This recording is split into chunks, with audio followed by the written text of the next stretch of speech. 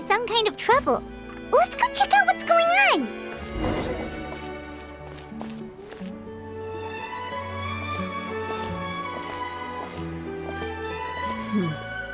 Still no dice?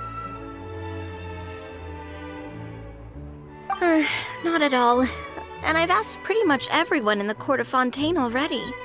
Lynette's ears drooped as soon as she heard that we'd have to be out and about for days on end. And Fremine, he hid himself under his helmet as soon as he realized there'd be people around that he didn't know. What about Chiori and Charlotte? I feel like both of them would be more than up to it. I've asked them already, but they're both pretty busy right now. I just gave the members of the Spina a few days off, too, so I don't want to bother them either. This is getting pretty difficult. Navia, Clorinde, what's up? Oh my. Well, if it isn't my dear partners. How are you all doing? Huh. Navia? Huh? Oh, you mean... Yep, this is our chance.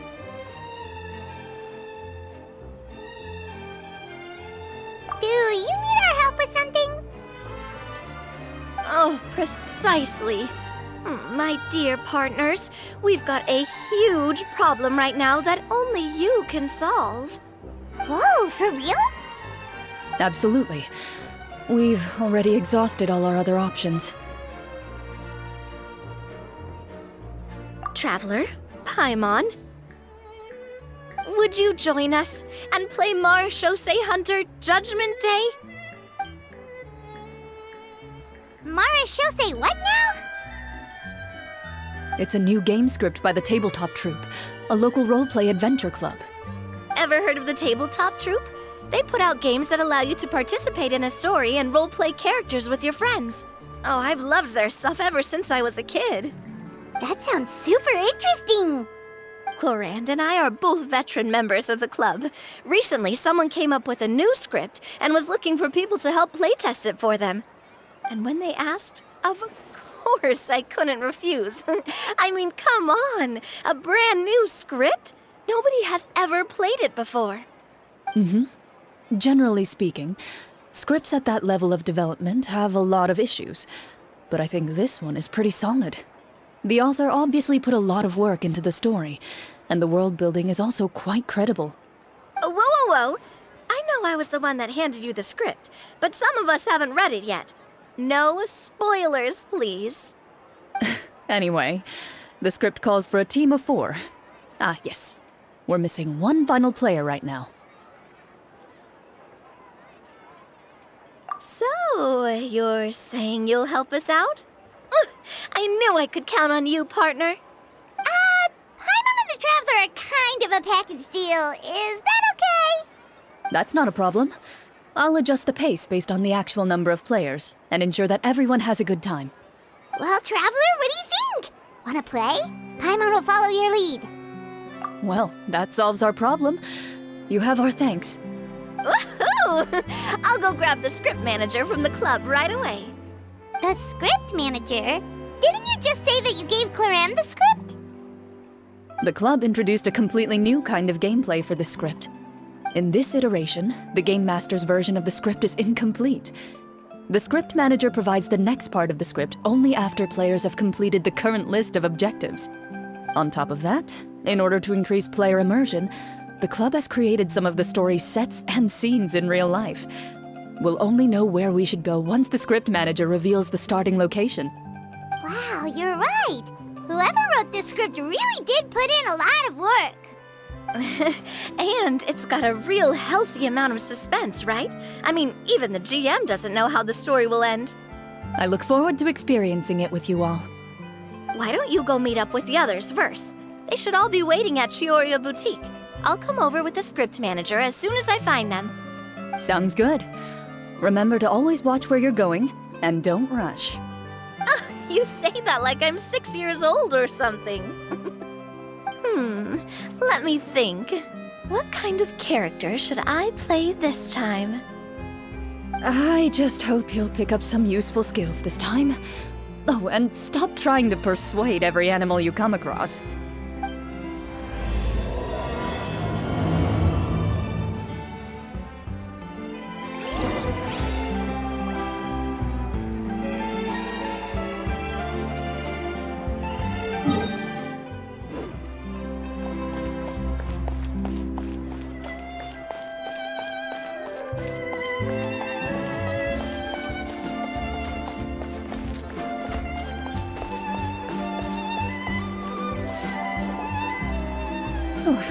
Sorry to keep you waiting.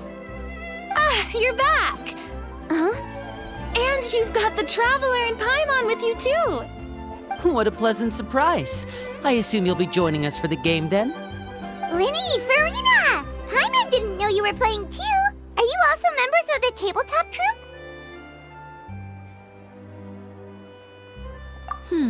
I'm more of a casual member, if anything. I haven't taken part in many formal club activities.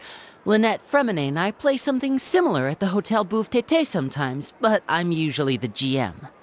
Still, I'm sure it'll be fun being a player for the first time. I'm looking forward to it.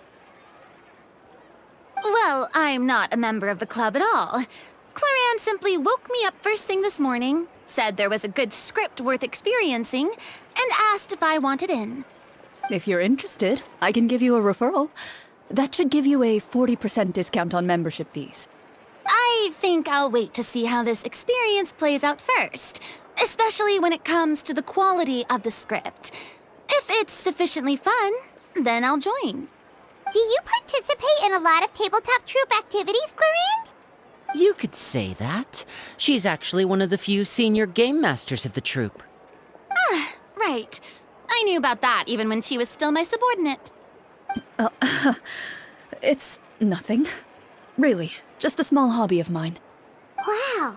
Paimon's so used to seeing you be all upstanding and intimidating as the champion duelist. It's kind of hard to imagine you role-playing with a bunch of friends. Surely you jest. I would never intentionally make things difficult for my players. I maintain a clear boundary between my professional and personal lives. The me you see at court represents the law and order of Fontaine. I put all personal feelings to the side and grant a fair duel to all who seek to defend their honor. But in my personal life, I'm just an ordinary person. Someone who feels anger and sadness, just like everyone else. Well, you say that, but for all the time I've known you, I don't think I've ever seen you cry. I've seen you get angry, sure, but now I'm wondering whether you were actually mad or if it just looked that way from the outside. I was probably in work mode during those times. Is that so? Well, in any case, I just feel like even in your personal life, you don't get emotional very often. So you want to see me cry? That might be a little difficult. A show of anger, though, that might be something I could accomplish. No, that's not what I meant.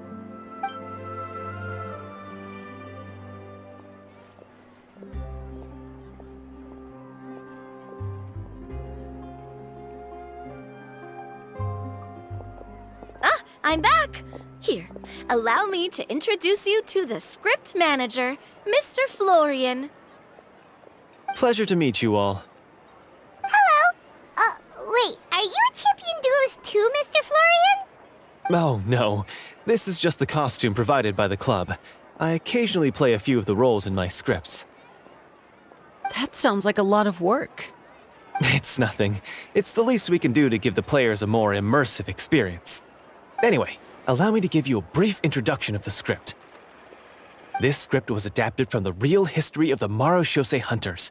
You all will play the role of hunters from a bygone era and resolve a series of events unfolding in the capital. Paimon's not super familiar with the history of the Marechaussee Hunters. Is that a problem? Oh, no problem at all. I can give you a brief rundown. So, basically, Marechaussee Hunters were people who dedicated themselves to hunting monsters and protecting the city by using a special swordsmanship technique passed down over generations. Their story can be traced back to the ancient Rapperia dynasty, as well as the first hunter, Cassiodor. But I'll leave the finer details for you to seek out and discover later. And I'll provide additional commentary as the story progresses. In that case, brave hunters, are you ready to set out on an unknown adventure? Whoa, just one sentence and it's like we're in the story already! Aha, I see many a determined gaze before me. Very well. Head over to this location and begin your heroic journey. So, as we follow the story, it leads us to specific scenes? Ooh, sounds pretty innovative. What does the message in the envelope say? It's the exact location of the scene, as well as the formal permission to use the venue. Huh, seems like they have everything prepared. Please check all your belongings, everyone, and make sure you haven't forgotten anything. Once you're ready, please follow me to the designated location. Sounds good. Hunter Squad, move out!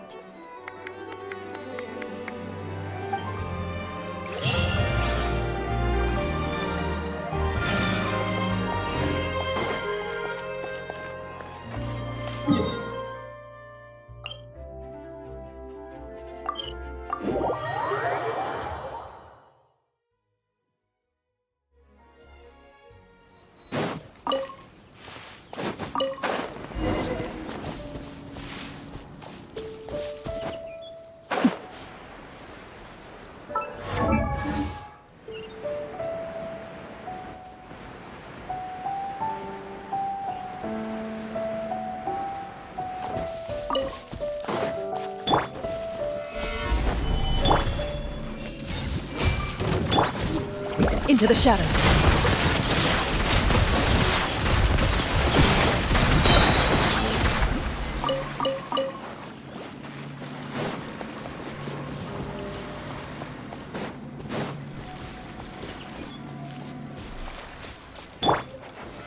Solidify! I see everything. Loaded.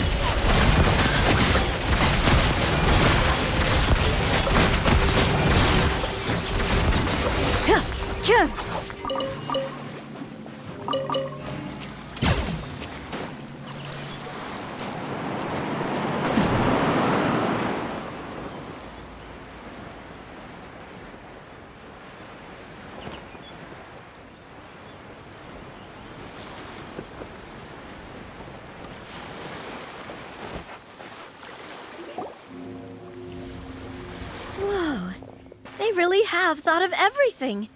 Even the phaetometer is here and ready to go for us. The phaetometer. What's that?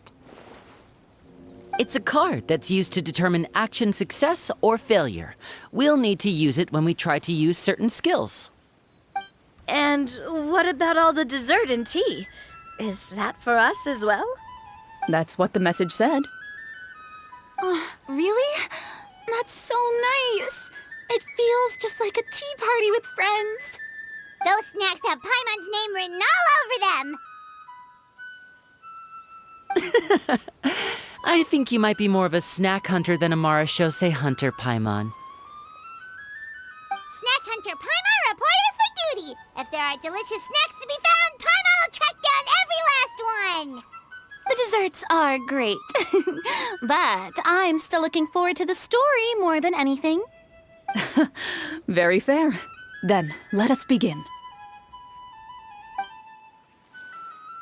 First, please pick up the blank character cards in front of you and write down your name and profession. You can find an abbreviated version of the rules printed on the back of your character card. If you have any questions, feel free to ask me. In this story, everyone is a Marashose hunter. To reflect this, the club has prepared a small badge for everyone. Ooh, nice. As hunters, you have proficiency in swordsmanship and fighting by default, so there's no need to allocate any additional skill points to those areas. Swordsmanship? So there's a fighting part to all of this? Paimon's not sure she can do all that on her own.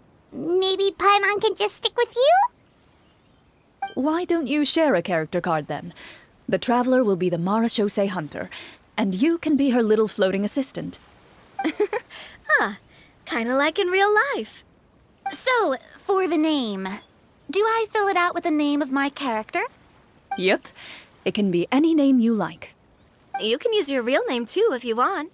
I do that whenever I get too lazy to think of a new name.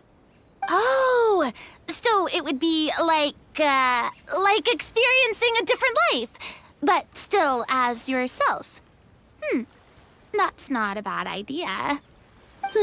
In that case, I think I'll continue to use the name Linny then. Next up is the skill sheet. You have a limited amount of skill points that you can use to learn a number of skills. The more points you invest in a particular skill, the easier it will be to pass associated checks. I'll take persuasion and investigation. Those are must-haves when it comes to missions like these. Oh, those skills sound like they'd be useful for gathering intelligence. Good idea, Navia. Just as expected of a veteran player. So, should we also take those skills then? Not necessarily. Since we're working together as a team, we could leave the negotiations to Navia and use our skill points to pick up other useful skills. For example, I think I'll take stealth and sleight of hand. That will give us more options if we run into any situations we can't negotiate our way out of. Oh, interesting. I wasn't thinking about it like that. I suppose it's not so different from an acting troupe. Everyone has their own role to play. Let me see. I'll take art and performance. I'm not quite sure what use they'll be, but I'm not as knowledgeable about the other skills, and I am not too confident I'd be able to roleplay them well. Well, that leaves us. What do you want to learn, Traveler?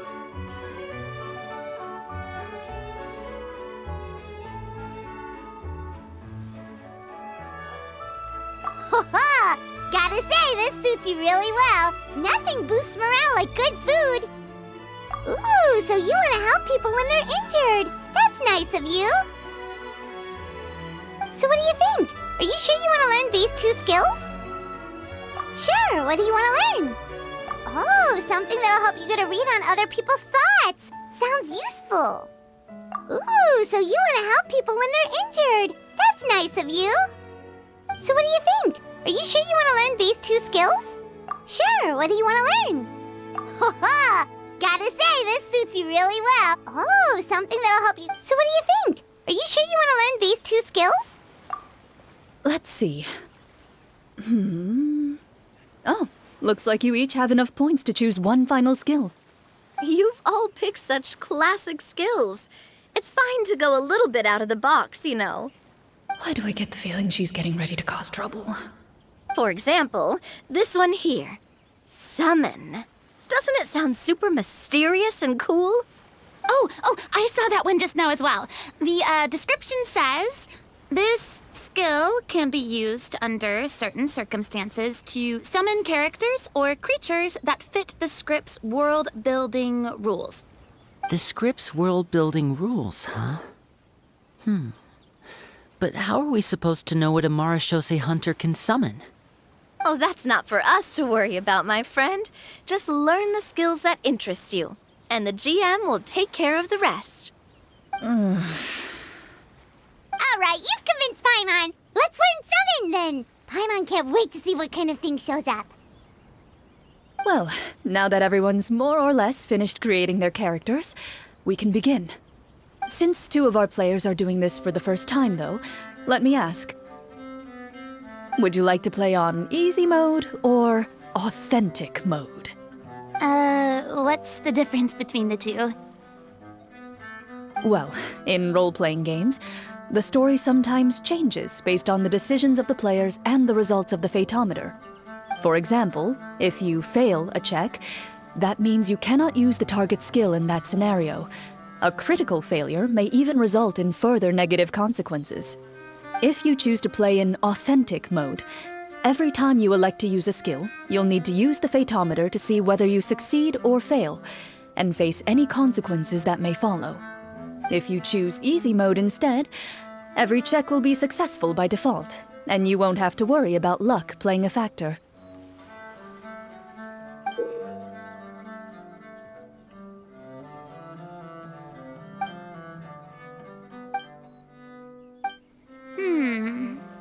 Given that I'd like to focus on the story, I suppose I should pick easy mode. I'd feel bad if I brought the team down by failing my checks. Huh? Oh, come on. Don't worry about that. RNG is the lifeblood of role-playing games. I'm going with authentic mode for sure. Never knowing what you might have to overcome. Ugh, Doesn't that sound exciting? I'd rather be mentally prepared for what might happen. All right, then I'll mark down Farina for easy mode. All her checks will be successful by default. As usual, Navia and Linny will play on authentic mode. What about you, dear partner? How would you like to play? Are you sure? Trust me, you'll see the beauty of RNG. Honestly, I don't think Clorinde would make things too difficult for us no matter what the Fatometer says. Isn't that right, Clorinde? No promises. That wasn't super reassuring. Well, anyway, enough talk. Let's get started. I want to experience at least a good chunk of the story today. Speaking of the story, why is the beginning scene on a beach? Well, that's because...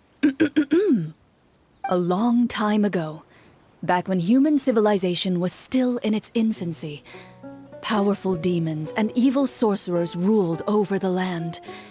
They created a host of monsters and sent them to slaughter all humans in existence. Soon, a group of human rebels banded together.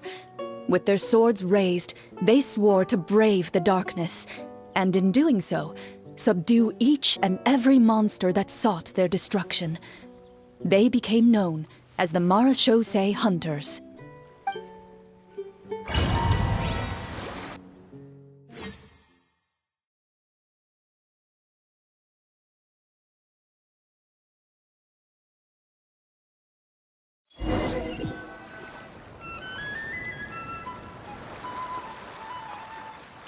Sometime later, as a member of the Marachose Hunters, you receive a commission. Following the address provided on the message, you take a boat and arrive at this strange city. As you inhale, you can taste the slightly salty air of the docks as you begin to survey your surroundings. There aren't many people in the vicinity, but you do take note of a few others who, like you, seem to be sizing up this place. Your eyes meet, and you realize these people are fellow Marachose hunters, likely led to this location after receiving the same commission as you. You're all Marachose hunters too, right? Allow me to introduce myself. The name's Navia, monster hunter by trade and helpful neighborhood businesswoman on the side. What say you to traveling together? We can help each other out on the road. Okay, count me in. My name is Linny. I've been wandering since I was little and picked up a few less than legal tricks along the way. I was adopted by a Marachose hunter and later chose to follow in his footsteps. Is this where you introduce your character to everyone? It sounds like they've done this dozens of times. My name is Farina, and, I grew up in a noble family. I always had a strong interest in performance and the arts. Even though I'm a Marachose hunter, what I really want is to be a performing artiste. Hey, that's really cool. You can do it, Farina. That's exactly how it's done. Paimon is Paimon, a good friend and companion to this Marachose hunter right here. I've been studying the culinary arts since I was a child. I hope my delicious food can help boost people's spirits. That's wonderful. I'll be looking forward to your cooking during our adventures together. Well, if we're all here for the same commission, why don't we take some time to confirm what we need to do? You open your envelopes at the same time.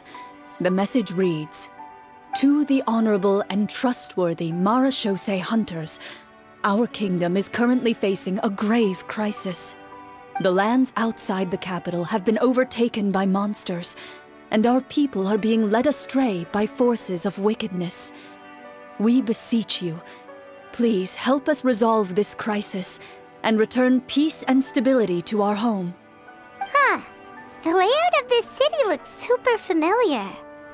It kinda reminds Paimon of Mondstadt! The scriptwriter must have used a real-world city as a reference when coming up with the map. As experienced hunters, the layout of the city reminds you of places once traveled. You recall the sight of tree-lined streets and the gentle tranquility of days gone by. Yet, as you regard the city in front of you, it appears to be little more than an empty shell. Its hollow gates are open to you, beckoning you to come forth and bring salvation back to the town. I carefully read every line of the letter and turn my attention to the signatures at the bottom. Who issued this commission to us? You see a long string of unfamiliar names. It would seem that many of the residents of the city issued this commission together. They sensed that things were not right within the kingdom and sent a distress signal to the outside world. In that case, why don't we take a walk around the city and see if we can learn anything from the local residents? Oh, good idea. We might be able to get some leads on the monsters and bad guys we're after. You look up and see a tavern nearby. It appears to be open for the day. Why don't we go check out that tavern? If the novels I've read are anything to go by, taverns are usually full of information.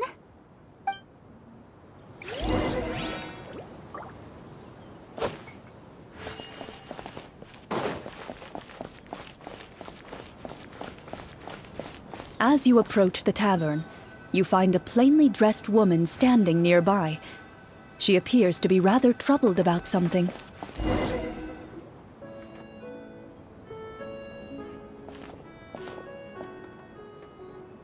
Greetings, friend.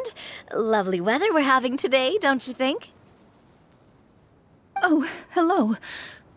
I suppose you're right. The weather today is quite lovely. If only those monsters out there would stop causing trouble. It seems like every character included in the script has a certain amount of useful information to offer. If we keep asking questions, we might be able to get some good leads. Oh, come now, don't be sad. Life is all about optimism. Oh, that reminds me. What did you have for breakfast this morning? Huh? I don't think that's the kind of question we're supposed to ask. Nothing turns a frown upside down like good food. How about some macarons? I could make you some. You didn't even take cooking as one of your skill proficiencies. That's not necessary, miss. Excuse me for saying this, but you don't really look like a chef. Besides, I'm not really a fan of sweets. So you're someone who barely smiles and doesn't like sweets. You're really starting to remind me of this one friend of mine. Hey! Did she just... me? Clorinde must have broke character for a second. This isn't getting us anywhere. Traveler, maybe you can think of something.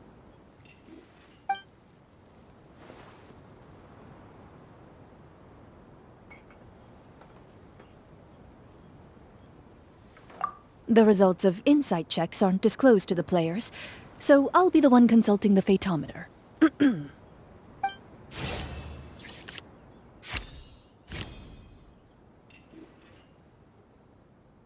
You recall all the lessons you've learned in your time and begin to carefully observe the woman's mannerisms.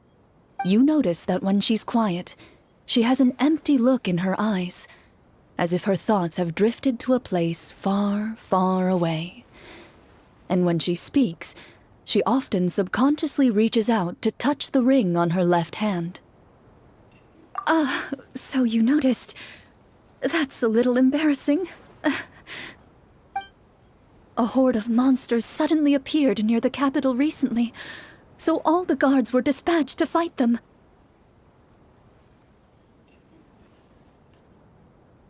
Do you remember when those monsters appeared? I'm not completely sure. All I know is that my husband was dispatched to fight them 3 days ago. Do you know where he was sent? It all happened so fast. When we said our goodbyes, He couldn't even tell me where they were sending him. You have our thanks, friend. We'll find and defeat those monsters as soon as possible. We sincerely hope your husband will be able to return to your side soon. Oh, thank you. Don't worry. We'll find him. Just try to remain optimistic and wait for good news. We don't always get to choose what happens to us. But we do get to choose the little things, like what we eat and how we respond to the things life throws our way. I hope that one day, you too will recognize the power of something as small and inconsequential as a delicious dessert. I'll do my best. You bid farewell to the woman, and continue your journey further into the city.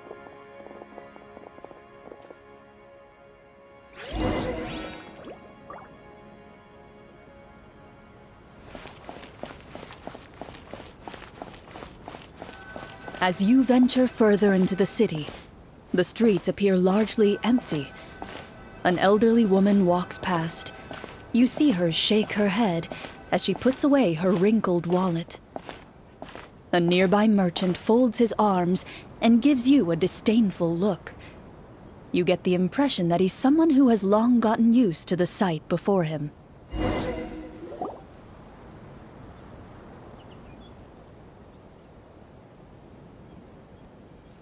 Although he doesn't seem very friendly, merchants are usually a good source of information, right?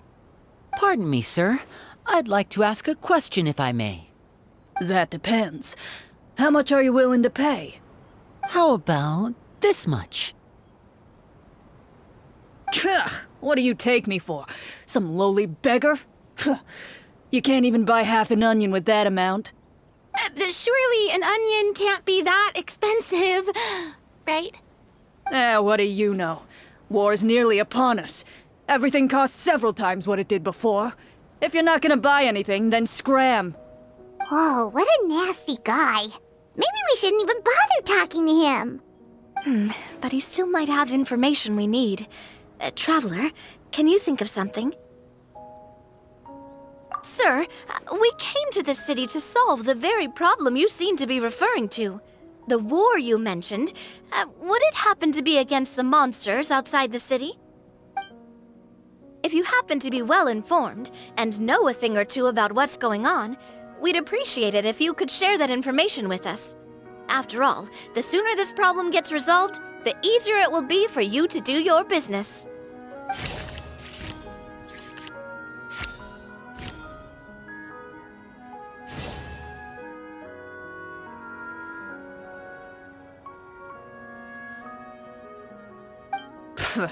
Well, things are basically as you said, young lady. Those monsters are camped outside the city, and they've been destroying all our trade routes. We have limited reserves within the city, so if this continues, we're all gonna be in big trouble. Wait, you're saying no one has put a plan in place to distribute supplies or maintain order? We could all starve, and those nobles in the palace wouldn't even break a sweat. Who knows? Maybe they've been in cahoots with the monsters all along. That is concerning. All right. That's all the information you need, right? Off with you now. I've still got business to do. You know, if you smiled a little more, you'd definitely get more business. And I bet that would make your life just a little bit sweeter. I'm not saying it's guaranteed to work. It's just a tip.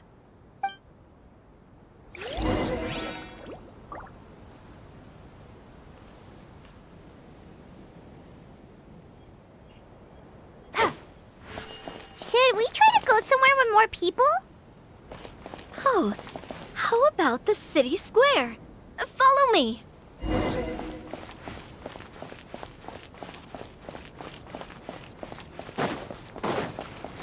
Before you lies the city's central square. You see a man with a slightly anxious look on his face, pacing back and forth, his head hanging low. He doesn't seem to notice your approach. Still immersed in his own thoughts, he shakes his head and lets out a long sigh. This guy seems promising enough. Maybe I can get some information out of him. Hello, sir. Is there anything I can do to help you? Wait, you're... I'm... Oh, dear goodness! You're a Marashose hunter! You recognize us? Ah, are you one of the people who wrote the commission letter? Yes, yes! Oh, I didn't expect you to actually come! Oh, what great news! The city is saved! What happened here? Alas, we once lived comfortable, carefree lives. This city used to be free of monsters.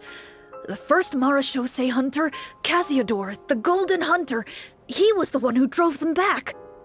However, monsters have once again surrounded the city. Perhaps the seal that kept them at bay has lost its power. Or perhaps an evil sorcerer has been meddling in our affairs. All I know for sure is that their return has stripped the city of any chance at peace. Are there not enough soldiers to drive them out? It's not a question of numbers. The guards simply have no idea how to deal with them. Most people my age have never even seen one of the monsters, much less been trained to fight against them. What's worse, many of us don't even know the history of the Marashose hunters anymore. When I was a child, though, my grandfather would tell me stories about how the Marashose hunters drove back the monsters. So, on the off chance that something might come of it, I decided to reach out to you. To be perfectly honest, I was starting to think all those stories were just tall tales. But now that I've seen you in person, I finally know that it was true! Well, you can rest easy, friend. The righteous and formidable Marashose hunters are on the case.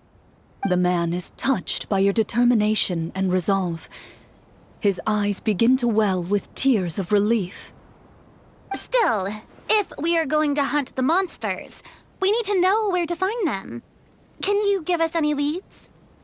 All I know is that the area outside the city is dangerous. I'm afraid I can't point you toward a specific location. Oh, although, if you leave the capital through the main gate and follow the road, you should run into a group of guards. They might know more about where to find the monsters. I see.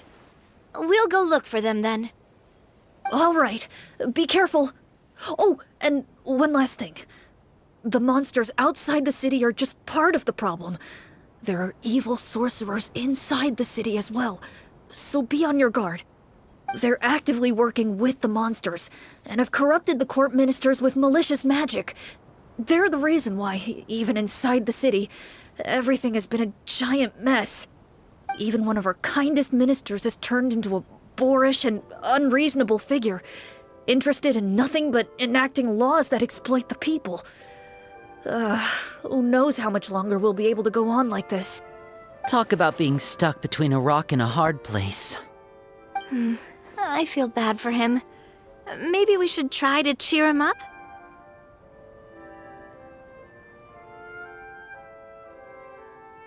Huh?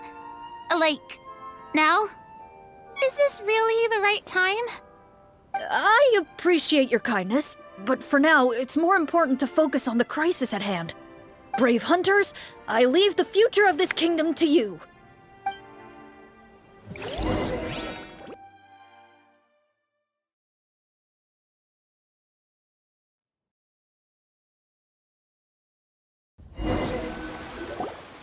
If I understood correctly, there are currently 2 problems in the kingdom that need solving, right? Exactly. We need to defeat the monsters outside the city and take down the evil sorcerer stirring up trouble from within. But which problem should we tackle first? Well, this seems like a good moment for a break. Take some time and discuss what you want to do. Let me know when you've made your decision. I really didn't expect the people in the city to keep us at arm's length like that. I totally thought the hunters would be treated like heroes. Well, Clorinde said the script took cues from the real history of Fontaine, right? Maybe the real-life Marashose hunters were also treated like that. I wouldn't say it's a perfect representation of history, but there are definitely some similarities. Would you like to hear more about it? Sure. As long as it doesn't spoil anything in the script. You've brought up bits and pieces of the hunter's history before, but it was all in passing. Paimon wants to know too! The hunters were super powerful, right? Were they all from a special line of supernatural beings or something? Kind of like the yokai in Inazuma? No. All Marashose hunters were ordinary mortal fighters. The only thing that set them apart were the special sword techniques passed down over the centuries. Huh? So you mean anyone could become a Marashose hunter? In theory, yes. All you would need to do is survive the rigorous training and master the swordsmanship techniques required to fight the monsters. Still, most people dropped out at the early stages, and others called it quits the minute they saw a monster in person. To become a hunter, you must be strong in both body and mind. What kind of monsters did the hunters fight exactly? Oh, and the evil sorcerer the script mentions. Did they exist in real life too? The land of Fontaine once played host to an ancient dynasty known as Rapperia. After that dynasty fell, monsters began to appear, intent on obstructing humans from establishing a new social order. One of the ancient sorcerers of Rapperia used his power to assemble a formidable army of golems. He sought to use that force to establish himself as king. Now wait a second. Don't tell me that guy was the inspiration for the evil sorcerer in the script. We still haven't found any in-game information on him yet. So, why don't you talk about someone else for now? Well, I wasn't planning on going into anything you might be able to find out in the game. But if you want me to talk about something else, then... How about Casiodor, the Golden Hunter? Or Egeria, the ex-Hydro Archon? Wait, but those people are all from a super long time ago. Where did you learn all this, Clorinde? From my master. Huh. By master, you mean Miss Petronia? Is someone you know? Absolutely. Miss Petronia and my father were good friends. Back in the day, she would often bring Clorinde over to play, but then... Let's not get off topic. Anyway, back to what I was saying. Responding to Egeria's call, a number of warriors followed Casiodor into battle against the monsters. This group of warriors, under Casiodor's leadership, became known as the Marashose Hunters. Yet, as Fontaine entered an era of peace, their work gradually became obsolete. The Marashose Phantom, originally an association made up of hunters, eventually came to be predominantly comprised of Melusines. Ah, I see. That explains why most of the people in the script have forgotten the hunters or think of them as nothing more than a legend. Is that really a bad thing, though? It can get tough always being the one shouldering everyone's expectations. Depends on who you ask, I suppose. If the name of the organization no longer commands respect, investigative work is bound to suffer. Speaking of investigations, which problem should we tackle first? Monsters or evil sorcerer? I vote monsters. That's the main duty of the hunters, right? We can come back to the sorcerer later. Well said, Miss Farina. Plus, if the sorcerers really are the masterminds behind this whole thing, defeating the monsters could give us some clues on their intentions as well. What about you, partner? What do you think?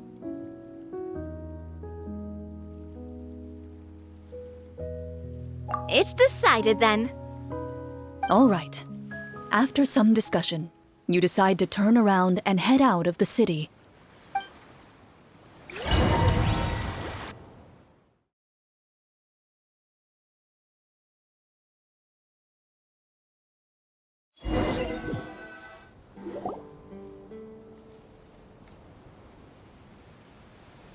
Let's take a look around, like that guy said. You there! Outsiders, halt! Who's there? An armored man approaches you. He has a tall, muscular build and a determined expression in his eyes.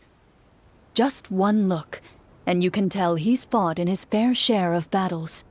Although he's trying his best to conceal his current state, his uneven gait and the sweat dripping down his forehead make it obvious that he's been wounded and is in serious pain. I'm the captain of the guard. I saw you sneaking around the city earlier, so I'll only ask this once. State your purpose, or it's off to the dungeons for the lot of you. Wow, it's been a while since someone's been this suspicious of us. I said talk, not whisper between yourselves. Have you ever heard of the Marchese Hunters? Marachose hunters? Ha! That fairy tale, you mean? What, you expect me to believe you're one of them?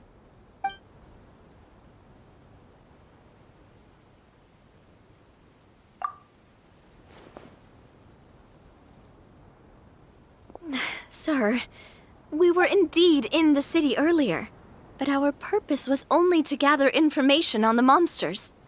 We're here to help the city and all the people within it. Your guards are still fighting the monsters as we speak. They could be seriously wounded and in grave need of support. You need all the help you can get.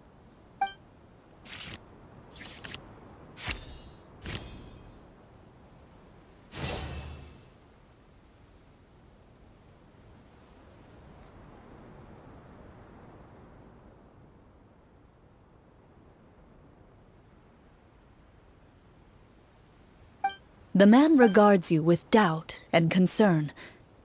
After a period of inner struggle, he lets out a long sigh and informs you of the locations where the monsters have appeared. Those monsters aren't easy to deal with, but if you insist on going, I won't stop you either. I just hope all the guards will be able to come back to their families alive. I wish you the best of luck.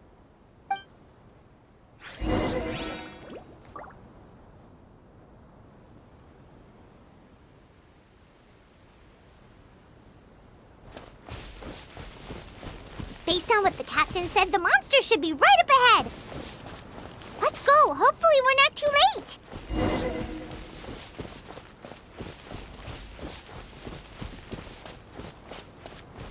As you approach the battlefield, you see numerous people lying by the side of the road. They appear to be dressed like guards. Their faces are filled with desperation and terror. Some are screaming and cursing in vain, as if still trying to banish the monstrosities they saw from their minds.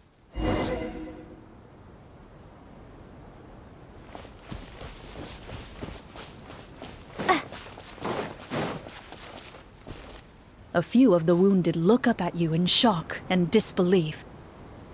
Quick, leave this place. Turn around and don't look back, they yell.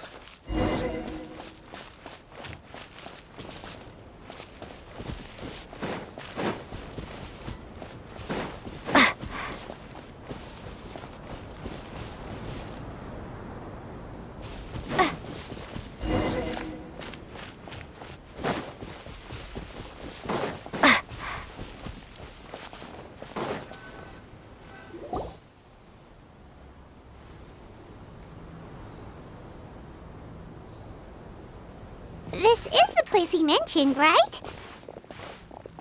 You see broken iron swords scattered all around you, and downed trees riddled with terrifying claw marks. All the signs point to one thing. A truly devastating battle just took place here. Be on your guard, everyone. The monsters might still be around.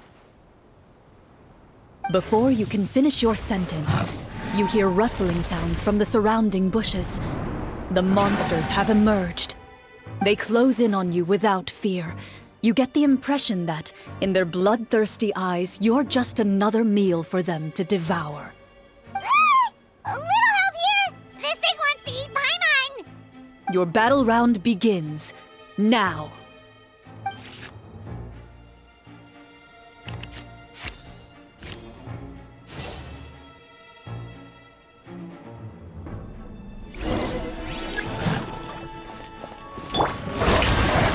Let my name echo in song!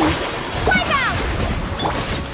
A round of applause! The next battle round begins now. Proper send-off! From Christina with love. The monsters let out a terrifying roar of anger and resentment before dissipating into thin air. Ugh, thank goodness it's over. We're lucky the Marashose Hunter class came with all those preset skill points. Otherwise, we would have been in some real trouble. I never knew the Fatometer even determines the amount of damage you inflict. If you get unlucky, isn't it just game over right then and there? That's part of the fun. The uncertainty of fate is what gives these games their appeal. Just as you begin to celebrate your victory, a suspicious lump on the ground catches your attention. A suspicious lump? Wait, could it be the thing that appears after every battle? I walk up to it, crouch down, and begin to carefully examine it. I've still got my right glove on, so it should be fine for me to touch it, right? As you investigate the mound, you discover that the exposed portion appears to be made of wood. It was previously obscured by the large form of the monsters. With the monsters gone, the small protrusion now awaits your discovery, poking out of the ground like a shy flower bud.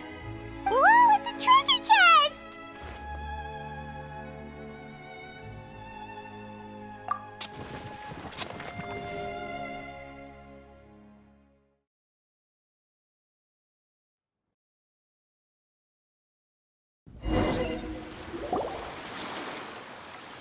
With everyone's help, you successfully excavate the wooden chest from the ground.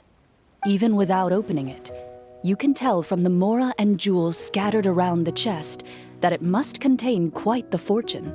Makes sense. We worked hard for this. Let's open it and we can share what's inside. I can understand your excitement, Paimon, but think about it. Doesn't it seem like there are people out there who need this treasure more than us? Yeah. Think about all the people suffering in the capital, or all those guards who got hurt fighting the monsters.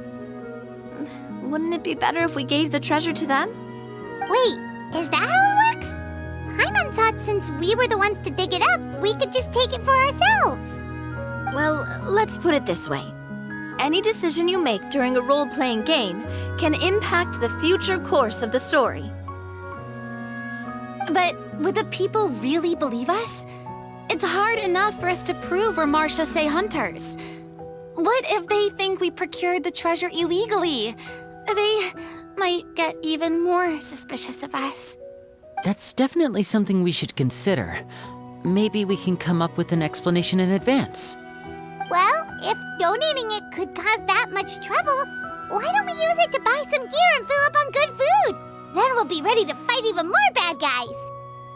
Looks like you're facing a difficult choice once again. Well, it's getting late. Why don't we call it a day for now? Wow, where did the time go?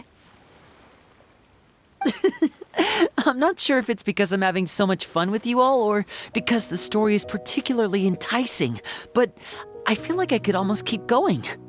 Here, here. Ooh, how about we play through the night? I'm not sure I'll have enough energy for that. Yeah, that won't work for me either. Lynette will give me an earful if I get home too late. I understand how you feel, Navia, but we have to change venues for the next part of the story anyway. Huh? Another location?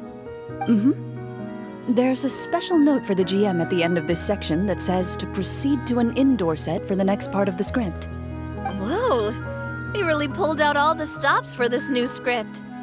Well, even if we end the game for the day, we can still stay a little longer and hear Clorinde finish her story, right? Paimon wants to hear more about the history of the hunters. Something tells me you just want to finish the free desserts before we break for the day. That's just a coincidence, okay? Besides, to Paimon, not finishing free food feels even worse than having to buy her own. And anyway, Paimon really does want to hear more about Clorinde's master. Well...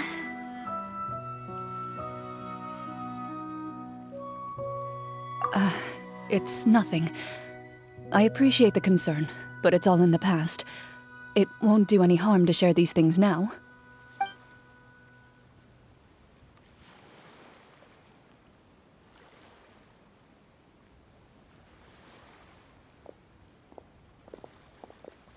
My earliest memories are of living with Master. According to her, she saved me from certain people of ill repute. My birth parents had left me behind some time before that. What a heavy beginning for a life story. Master was a fascinating individual, if inexperienced in the ways of raising children.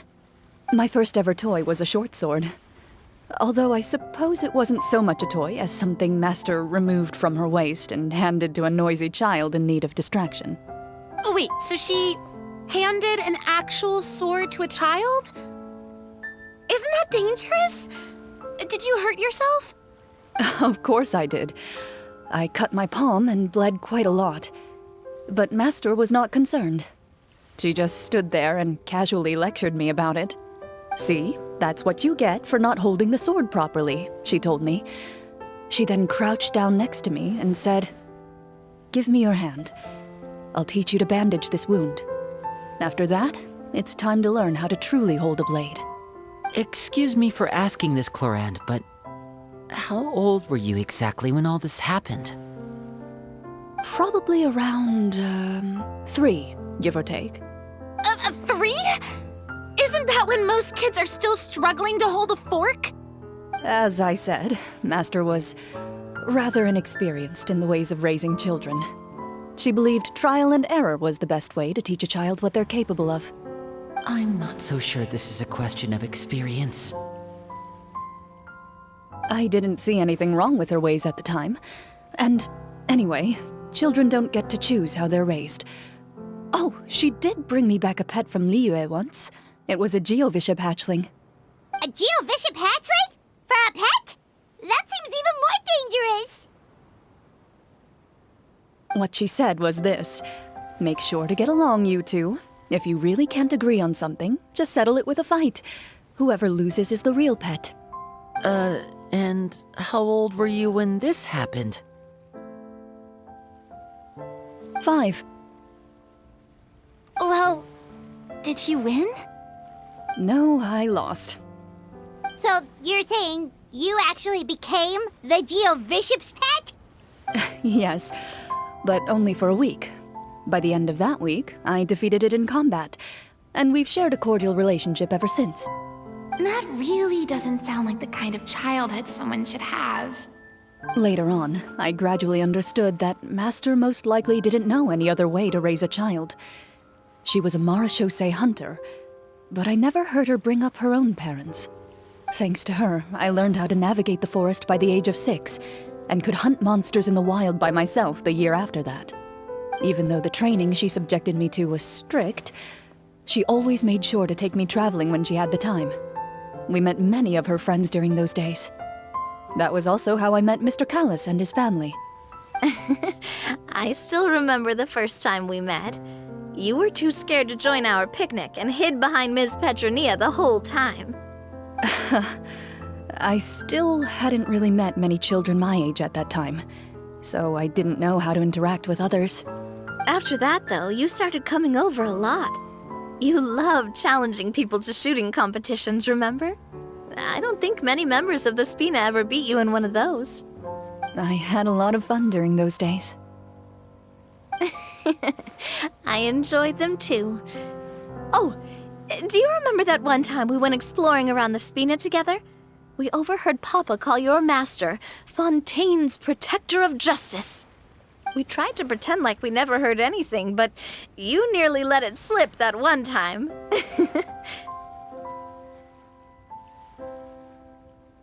Protector of Justice?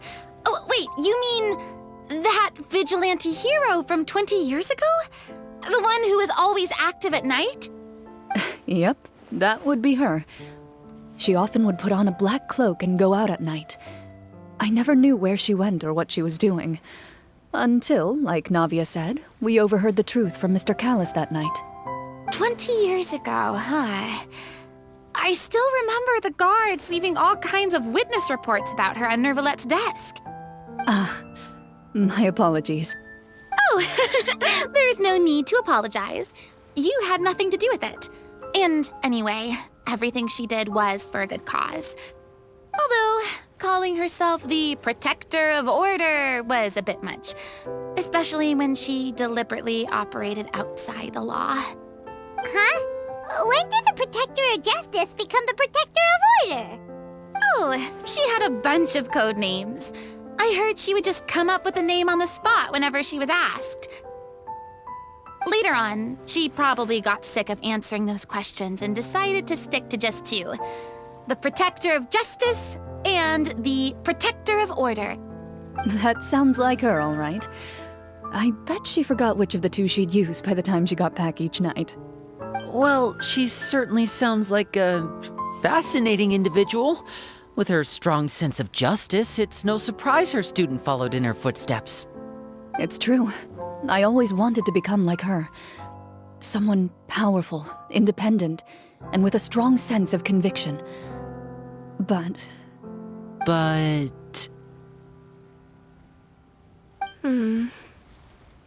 She suddenly disappeared the night I turned 10 years old. Disappeared? What happened? I have no idea. She didn't even leave a note. I was never able to find out where she went. That night, I was celebrating my birthday at Navia's house, but Master never came to pick me up. When I returned home on my own, it was to an empty house. When she still didn't appear after a few days, I went to Mr. Callis's house to ask about her whereabouts, but he only shook his head. Papa probably didn't know either. I know he sent a few people to investigate the matter in secret, but they never found any credible leads. Don't worry, I understand. To be perfectly honest, given Master's personality and way of doing things, it all made a lot of sense. If I had to guess, I'd say she probably used it as an opportunity to force me to become independent. Just like how, when a litter of kittens reaches a certain age, the mother willingly leaves them behind. Were you upset, Clorinde?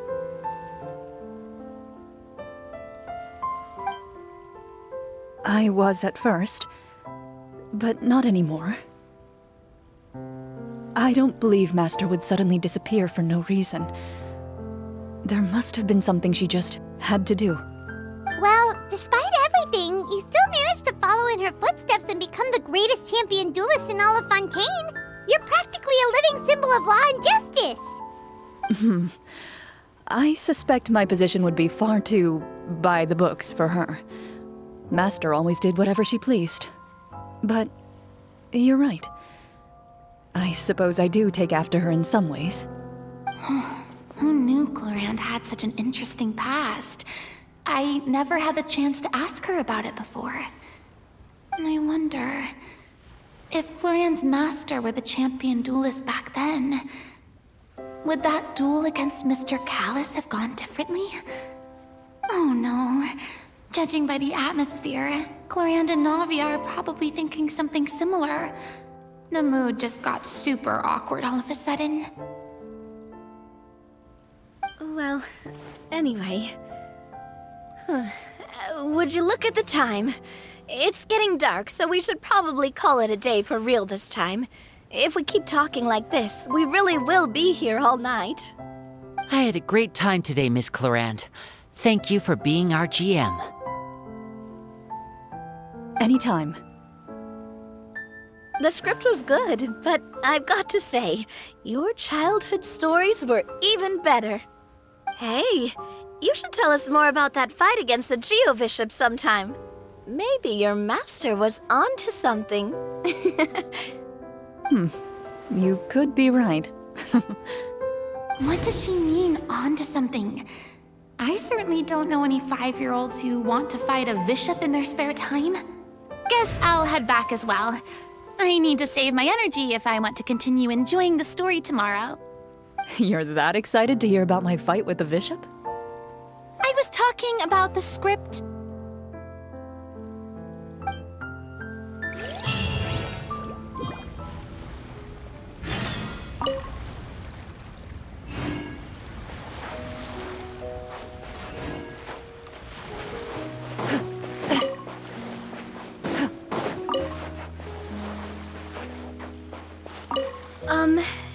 between the two of us, could you tell me what it was like to be the Geovishop's pet? It was nothing special, really. Geovishops don't understand the concept of a pet. So basically, it just headbutted me whenever I entered its territory. And that hurt? Yeah, it hurt. What, something you want to experience for yourself? Oh, I'm good. Thanks.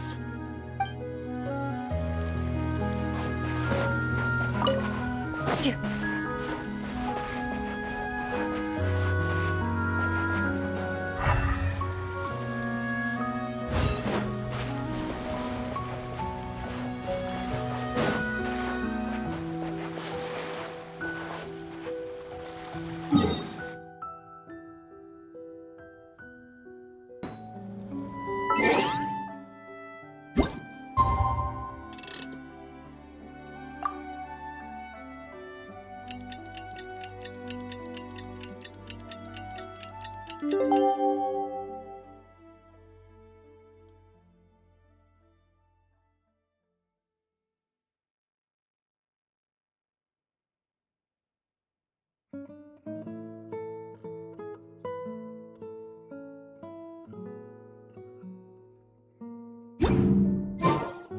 I've fixed. Let's go meet. Most of them I defeated.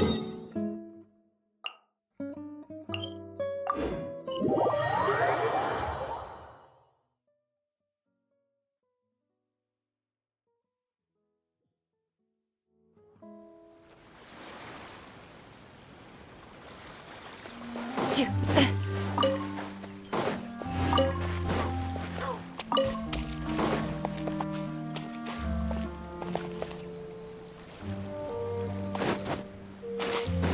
Shoo.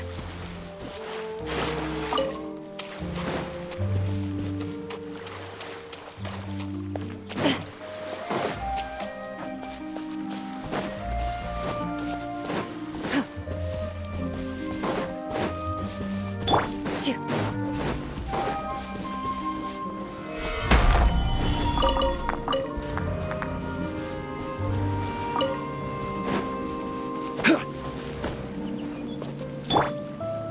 I see everything.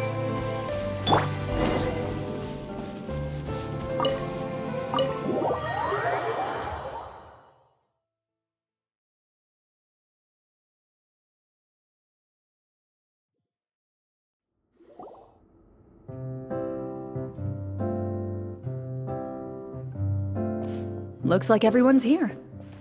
Now, before we begin, why don't we finish where we left off yesterday? There was an important decision to be made, yes?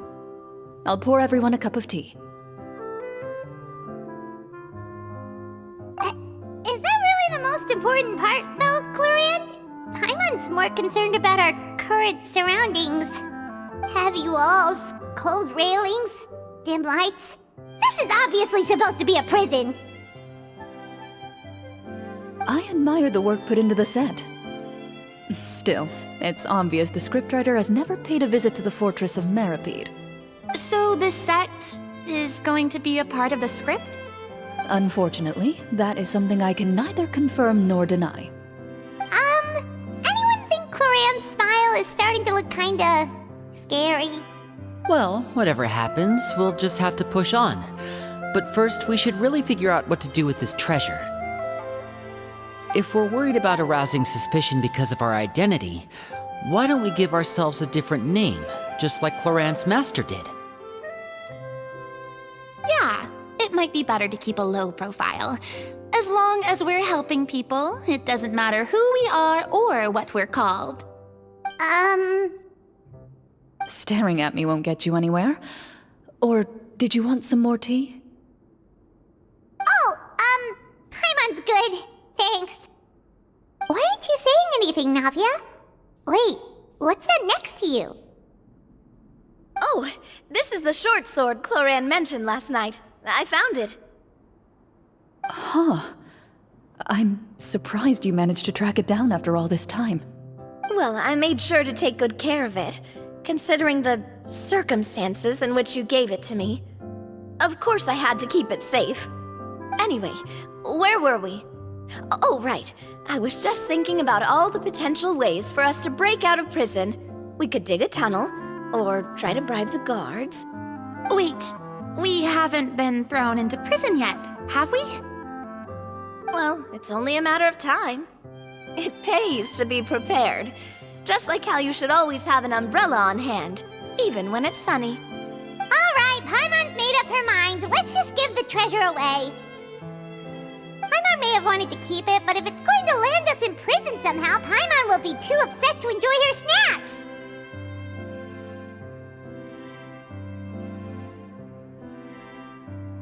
So, you've reached an agreement?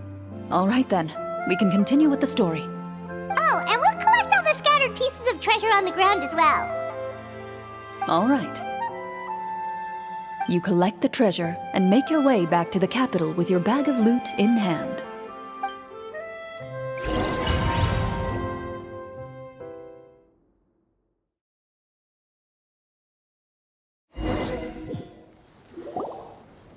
The city is still shrouded in a gloomy, oppressive atmosphere, but your spirits are surprisingly high.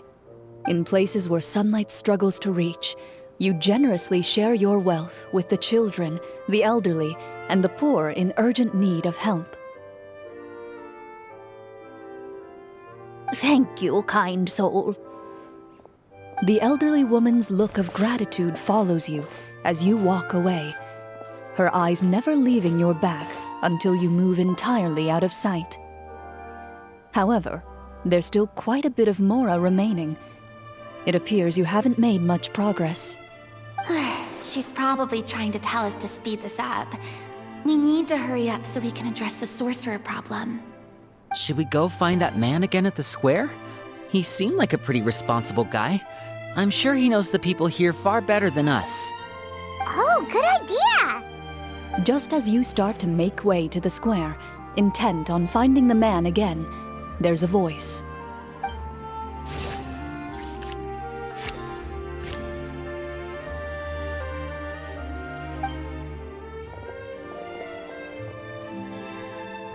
Please wait, distinguished guests. Several strange guards suddenly call out to you.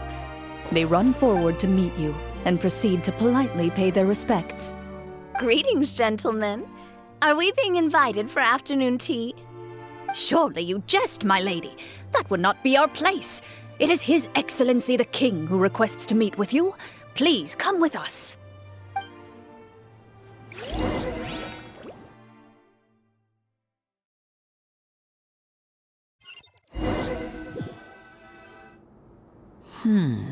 Do you think this could be a trap?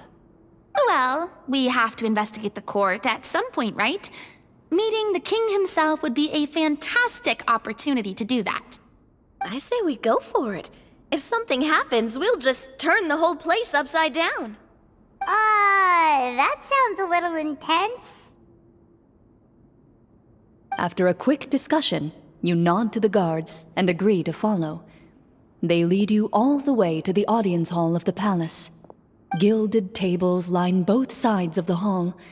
The space itself is adorned with all manner of expensive antiques, glass shelves, and silver candlesticks.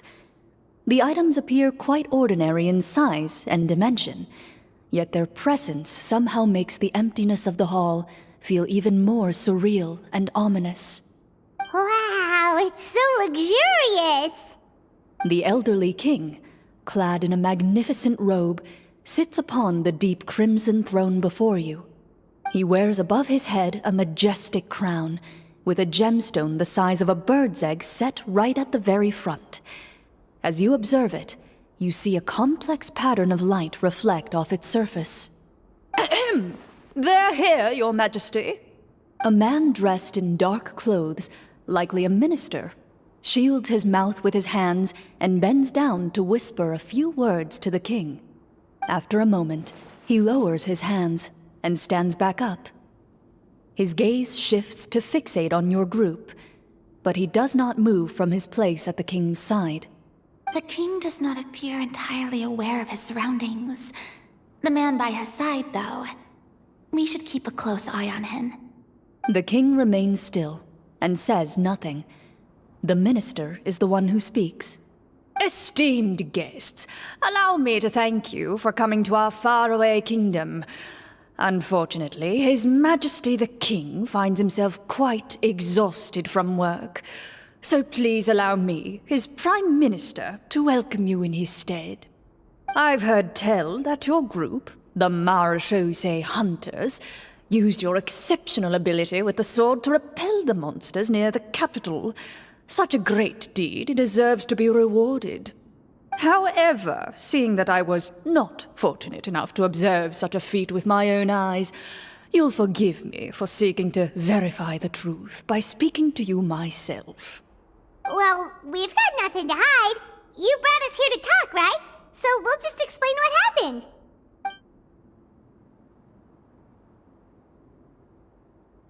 The golem's blades were so powerful, they could cut down trees in a single swipe!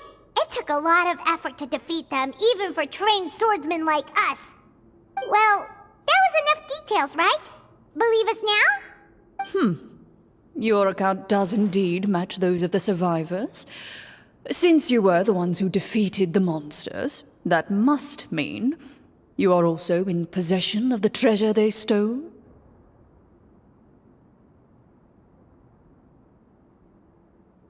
Well, we did take the treasure, but... How did he know about the treasure? Then I must ask that you return it at once. It belongs to the kingdom. Wait, but didn't you just say that our great deed deserved a reward? Shouldn't the treasure be considered a part of that? Yes, that was indeed what I said. But you seem to have forgotten a very important distinction. Only that which is freely given by the king can be considered a reward. Taking the rightful wealth of a kingdom without said permission, on the other hand, is a crime. But that's completely unreasonable. Yeah, that makes no sense! If it weren't for us, the treasure would still be buried underground somewhere! Maybe so, yet the fact remains. You tried to dispose of the treasure without reporting it to the court and without receiving permission, yes? What, no answer? Surely you're not insinuating that you, a group of legendary Marechaussee hunters, sought to take the treasure for yourselves? Well, what about the king? Is he just gonna let this guy talk for him the whole time? Clad in his magnificent robe, the king remains seated, with his hands resting on either side of the throne. His posture is rigid and unmoving.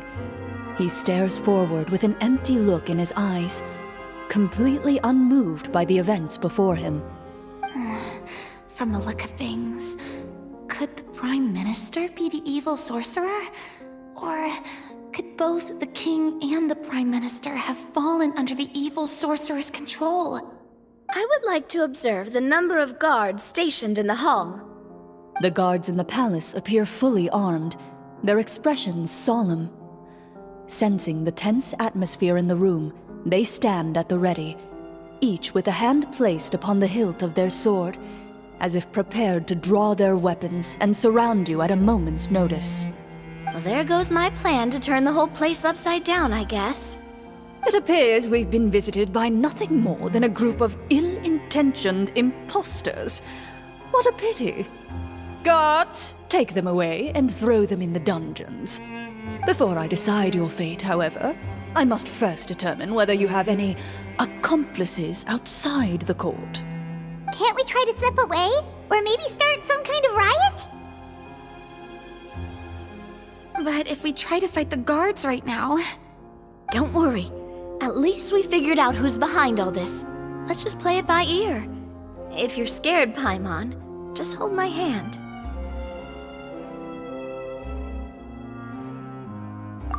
Thanks, you guys. You allow yourself to be led away by guards surrounding you on both sides.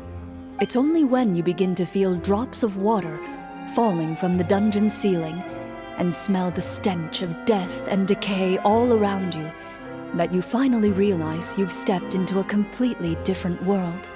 Stay here and don't try anything funny. The guards lock the cell door and leave without looking back. Wait, sir! Your voice echoes through the dark hall, but the only response you receive is the sound of water dripping from the ceiling. No! What should we do now? Carve out a new path of fate with our own two hands, of course. I draw my weapon. You reach toward your waist, but find nothing there. You now recall that your weapons were confiscated before the guards locked you in the cell. The bag of treasure along with them. What about that knife I hid in my boot? When did you hide it in there? When I was thinking about digging a tunnel. Rejected. You failed to inform the GM of this course of action. Moreover, the guards would have conducted a thorough search before throwing you in prison. And the keys to the cell aren't anywhere to be seen? Correct. You don't even feel a lock hole on the cell door. Oh, well, there goes all our plans. Indeed. Huh? Why are you the one saying indeed? Because that statement holds true for me as well. This is where the script ends. What? But that's a terrible ending! Generally speaking, this should be the point where the scriptwriter gives the players some kind of hint, or gives the GM some kind of code for how to move forward. I mean, maybe they just really wanted us to be immersed in the feeling of being in prison? Like, they'll only show us the way out once we've grown truly and utterly desperate? That is a possibility. If only there were desserts and tea in real prison. Oh, wait, guess it's kind of how the Fortress of Meripede works if you're lucky. Oh, before I forget, Navia, the short sword you had with you earlier. I took a closer look, and the craftsmanship doesn't appear to resemble anything from this era. If I remember correctly, that style was last in vogue several hundred years ago. Wait, Clorinde said that sword used to belong to her master, right? Does that mean her master has been alive that long? I doubt it. The way she went about things often made her seem childish more than anything. I'd say the sword was most likely an heirloom passed down over time. Hang on. A precious heirloom passed down to you by your master. And you gave it to me just like that? You weren't worried I might lose it? Master left many things to me when she disappeared. There was the sword, an old key, and a good amount of junk she probably just didn't want to take with her. I gave you the sword back then, because I didn't want our friendship to end. Wait, when did this happen exactly? After the duel. Between Mr. Callis and myself. Before that, Clorinde would have meals with us and even stay over at the Spina some days. She was on great terms with Papa as well. After the duel, though, there was a period of time where we simply didn't know how to face each other. She entrusted this sword to me, and never came back. We were both sad, and conflicted, and totally overthinking everything as a result. Whenever I looked at this sword, I couldn't help but wonder. If Miss Petronia had never introduced us to each other at that picnic, maybe part of the sadness I was feeling could have been avoided. Back then, it felt like I hadn't just lost a father, but a close friend as well. No one can change the past. The most important thing is that you two found your way back to each other and can enjoy things like this together. Yep, you're right. I'm sorry, you two. I didn't mean to bring up any sad memories. Think nothing of it. No one here is at fault.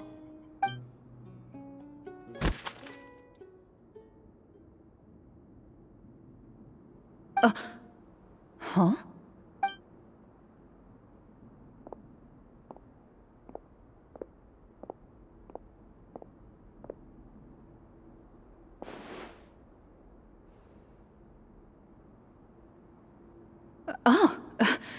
Looks like the next part of our script is here. Perfect timing. The situation was really starting to get desperate. And not just because of the prison thing.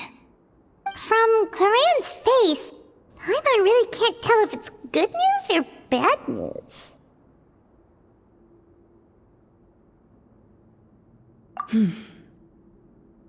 Water continues to drip from the ceiling. In this lightless dungeon, you lack a reliable way to tell how much time has passed. Eventually, you get used to the unpleasant odor of straw, mold, and rust, and find yourselves alternating between fits of drowsiness and despair. Suddenly, you hear footsteps outside the door. Heads up, everyone. Someone's coming. Gather close, everyone, and keep your voice down.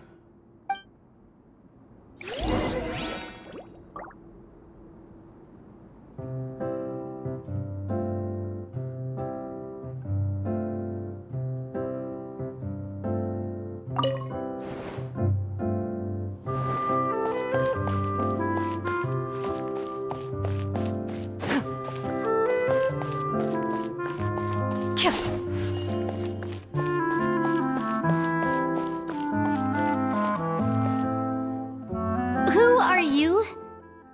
I work as a guard in these dungeons, but my true identity is the same as your own. I'm also a marechaussee hunter. Huh? Shh!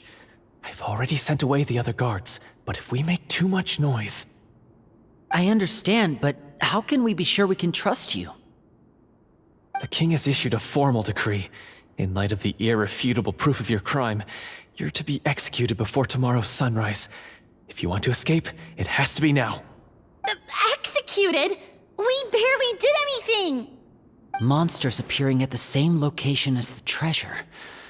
Could this entire thing have been a trap? There will be time for speculation once we're out of here. As for my identity, I have no way to prove that to you just yet. Infiltrating the capital was difficult, and finding a chance to speak with you has taken a lot out of me. I could go on, but I think we can all agree that now is not the time for details.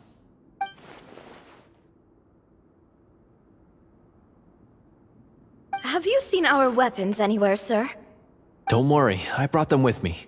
They're just behind the door. Still, these weapons alone won't be enough to defeat the true enemy behind the scenes. His faction is too powerful. The guards are all under his control, and he's even stationed a number of golems in various rooms throughout the palace. To defeat him, you must find a secret vault.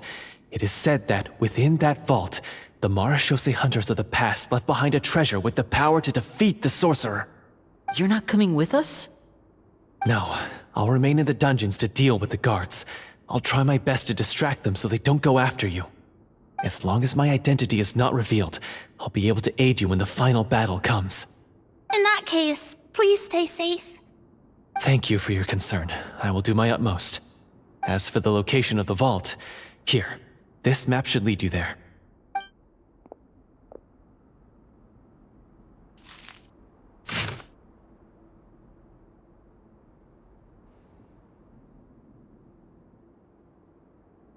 Got it. All right, once I open the door, remember to stick close and refrain from making any noise. I'll lead you out of here as quickly as possible. You now have the chance to restore the honor and legacy of the marechaussee hunters. So please, get out there and reclaim what's ours. And be sure to exercise caution. With the help of the guard, you successfully escape the dungeons. Your sense of despair and anxiety both seem to fade as you continue your quest.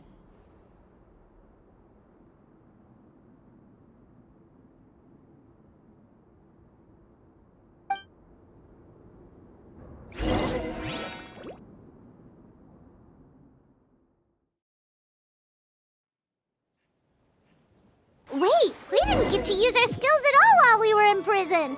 Who knows when we're gonna get the chance to use that cool summon spell? That is a pity, but we can only continue to move forward.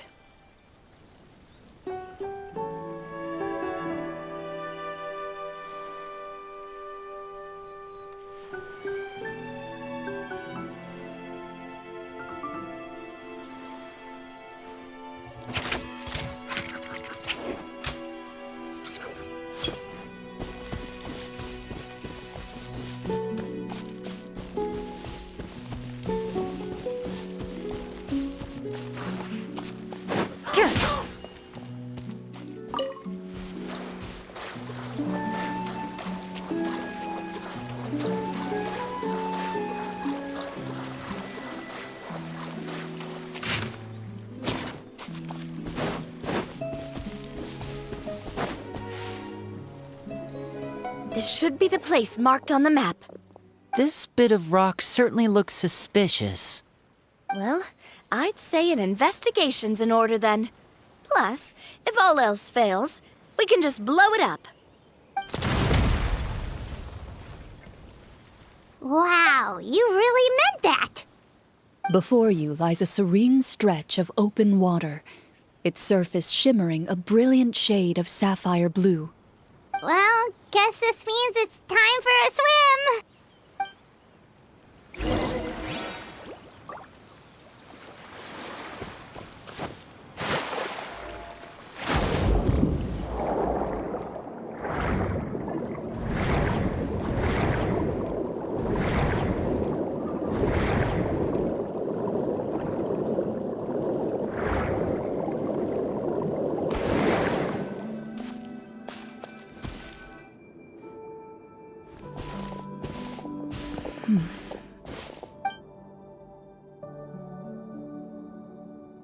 What's the matter?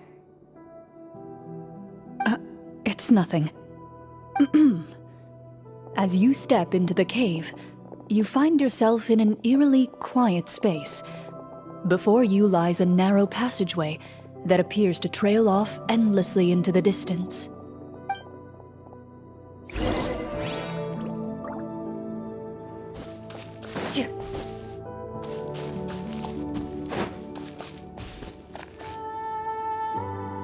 Wow, this must be where the treasure is hidden! But this door is blocking our way in. It almost looks like it's been here for quite some time. I've got to hand it to the tabletop troupe.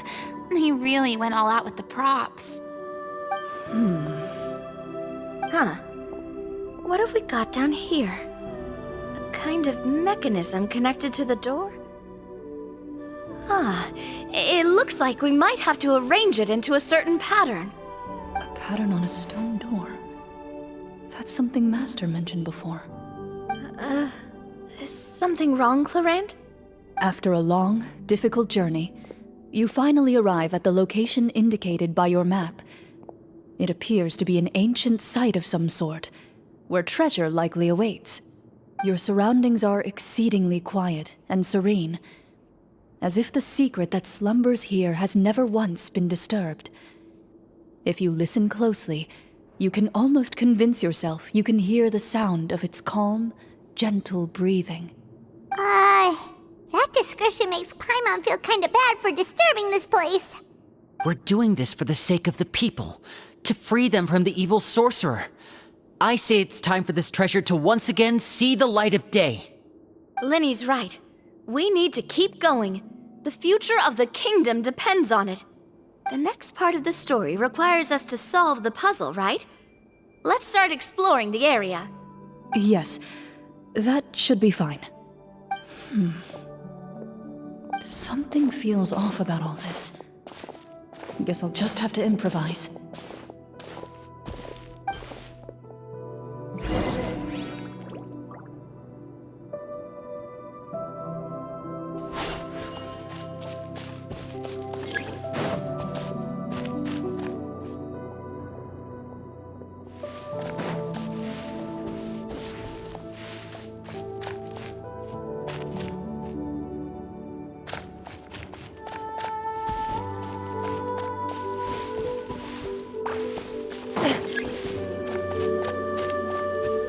I found something! Found something here, too.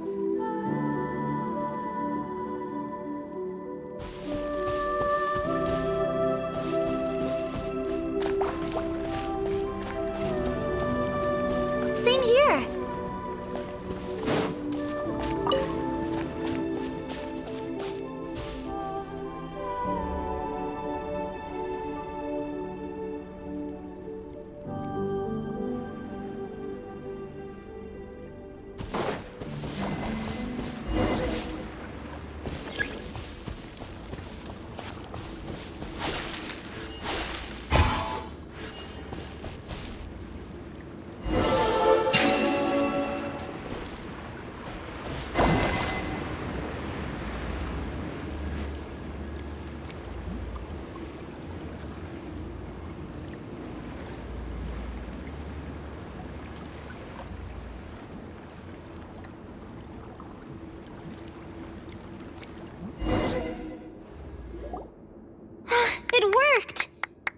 Something just appeared. Some kind of new mechanism, maybe?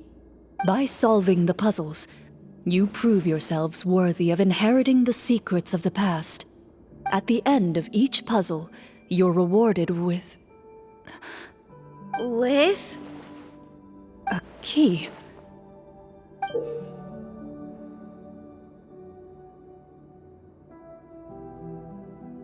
Oh, it must be the key to the big door. This is one of the Marechaussee Hunter keys that are passed down from generation to generation. It looks just like the one Master passed down to me. It is said that 4 keys in total are required to form the final, complete key. And it seems like we just collected 3 of them. That must mean... Huh? What's wrong? You hear a few strange noises. Suddenly, all the torches in the ruin go out at once. Huh? What's going on? Did we fall into another trap? For the sake of immersion, please close your eyes, everyone. Without the torches, the space is now completely dark, and you cannot see anything.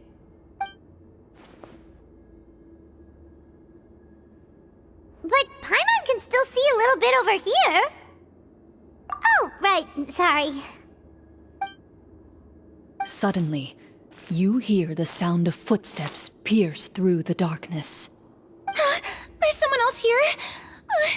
Oh, this is so unsettling. I can't see anything. I've been discovered then. Wait, that voice, it's... You recognize the voice as belonging to the guard who led you to this place. It appears he now covets the treasure for himself, and has come to stake his claim. Oh, so this is just part of the script. Then I can probably relax. Well, if we can't see anything, that means we can't fight to the fullest of our abilities. Should we retreat for now?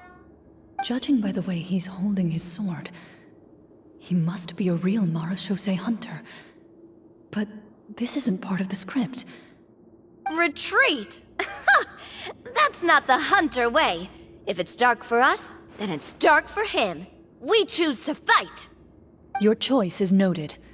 Please keep your eyes closed until I tell you the torches have been relit. This battle will be in the dark. You got it. Well then, let us begin.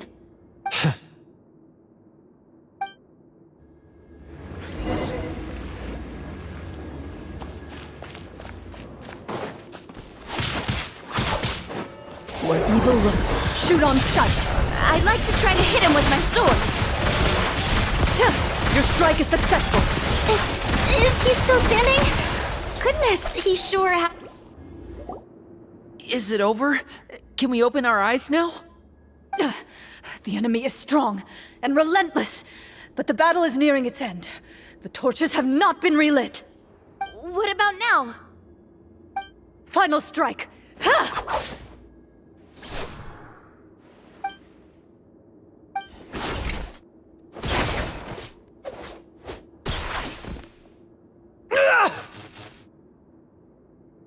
Well, did we get him?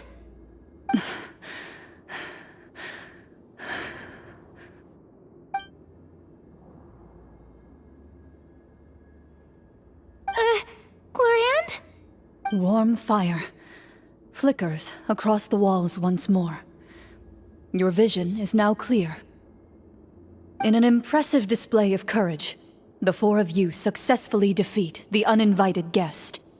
That look in his eyes. It's like he became an entirely different person as soon as I defeated him. Huh? Mr. Florian? Oh, wait. We're supposed to be role-playing. I should stay in character. Speak your name, guard. Why did you lead us here just to betray us? Is this treasure really more important to you than bringing peace to the kingdom? What kingdom? What peace? Those were nothing but lies! I, Florian, am a true Marashose hunter, descended from hunters of ages past. So he's also using his real name. Or, wait, was that the name of his character from the very beginning? Then I'm even more confused. If you truly are a Marashose hunter, shouldn't you want to help us just like you said before? Shouldn't we fight together for the sake of the people? What do you know? In this day and age, there's no glory to be had as a Marashose hunter. What's that supposed to mean? My skills were passed down to me by my father. We lived a life of obscurity in the remote wilderness. Still, he devoted everything he had to being a Marashose hunter. And what did he get in return? A life of poverty and pain. In a world that forgot all about him. When he died, not a single person came to mourn his passing. The Marashose hunters were the ones who saved this city. We're heroes. We deserved more recognition and respect than this. Is he talking about how no one in the capital seems to remember the hunters and their legacy? I didn't expect the script to contain this level of social criticism. So that's why you want to take the treasure for yourself? You feel like you're owed fame and wealth? If you already knew where the treasure was located, why didn't you just come down here and take it? Because I still needed the final key. Only a true Marashose hunter is capable of passing through this final door. As someone who sought to hurt others for his own gain, Florian lost that right long ago. Okay, but what is this treasure anyway? We've got all the keys, right? So can we just go in and take a look? You're sure you want to go in? We've been talking about it for so long, of course we want to see what's inside! And we've already defeated Florian, right? So he won't try to take it from us anymore. Pesky brats. Watch yourself. Then let's open the door together. All right.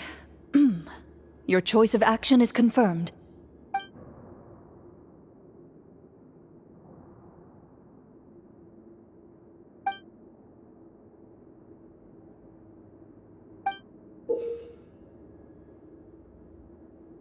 Before you, the door to the treasure, sealed and undisturbed for more than 100 years, finally swings open.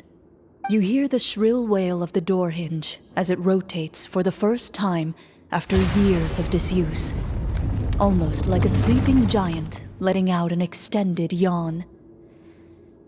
You get the impression that the secrets buried behind this door might be just as heavy as the sound you just heard. It's open! Come on, let's go in! Paimon wants to see what's inside! Ooh, me too! Ugh, uncovering hidden treasure is the most exciting part of adventuring. What do we have here?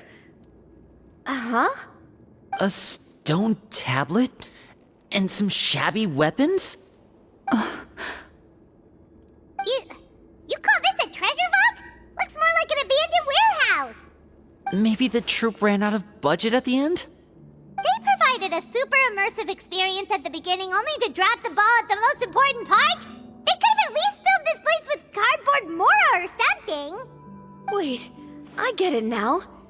Paimon, this is the real Marashose hunter treasure. Huh? This is it? The Marashose hunter treasure is just a stone slab and some broken swords? I can't believe it. I refuse to believe it!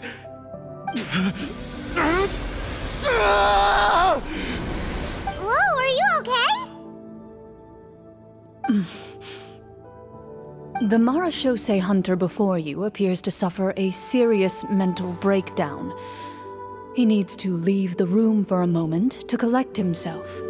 One of you seems to understand the significance of the treasure already. If the rest of you wish to follow suit, you may remain here in the meantime and explore your surroundings.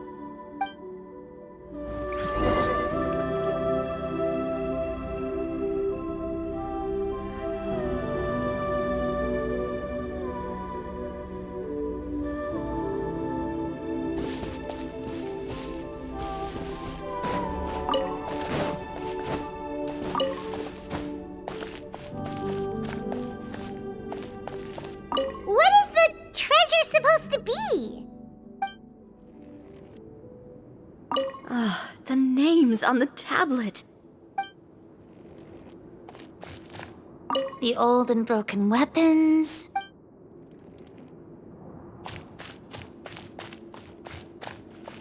Walter.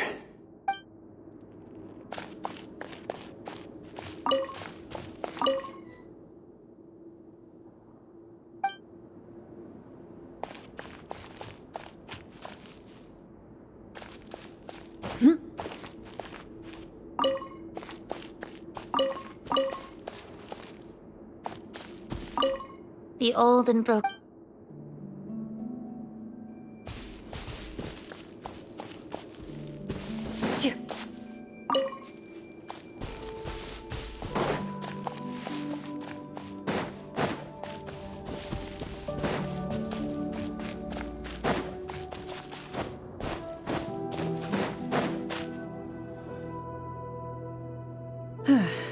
So, how are you doing? Feeling any better? What just happened? Do you remember how you got here? Or what happened to your body just now?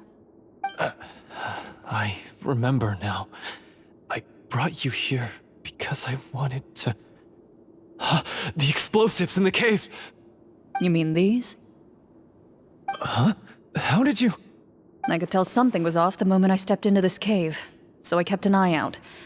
I've already dismantled the whole thing. So the strongest champion duelist in all of Fontaine saved the day once again. Guess I shouldn't be surprised. It would seem your skills as a Marechaussee hunter are as sharp as ever. I deserve some answers, don't you think? Tell me why you wanted to lure me here. Everything you said earlier sounded like the truth. Luckily, your monologue was dramatic enough to convince my friends you were just role-playing. I don't know. I just always felt like there was something in my heart that didn't belong to me. Something agitated and angry. Who knows? Maybe it was my own anger all along. I could never really tell. The feelings about my father and the other Marechaussee hunters are real. It just wasn't fair. I was angry, bitter that no one remembered them or praised their accomplishments. I don't know when it started, but at some point, my anger came to completely consume me. At that point, I remembered the legend my father used to tell me. The one about the treasure. But if the treasure was all you cared about, why plant all those explosives? Wouldn't they just destroy the treasure and bury you along with it? I can't remember. My head is a mess. It felt like there was this voice telling me to eliminate the hunters, but now it's gone. From your description, I suspect you were dealing with a devorator. Devorator? Oh, your master... your father, I mean. Never talked about it? It was a kind of monster that was active several centuries ago. No, I've heard of it. I'm just not sure why you suddenly... Wait, it can't be. The seal! The seal? My family has served as Marechaussee hunters for many generations. But the title and swordsmanship weren't the only things passed down over our line. There was a seal as well. My father instructed me to always watch over that seal and maintain it regularly. He said it had been passed down over a truly ancient age, and protecting it was our clan's most important duty. But I neglected that duty after he died. I finally decided to come down and check on it one day, and that's where my memories become fuzzy.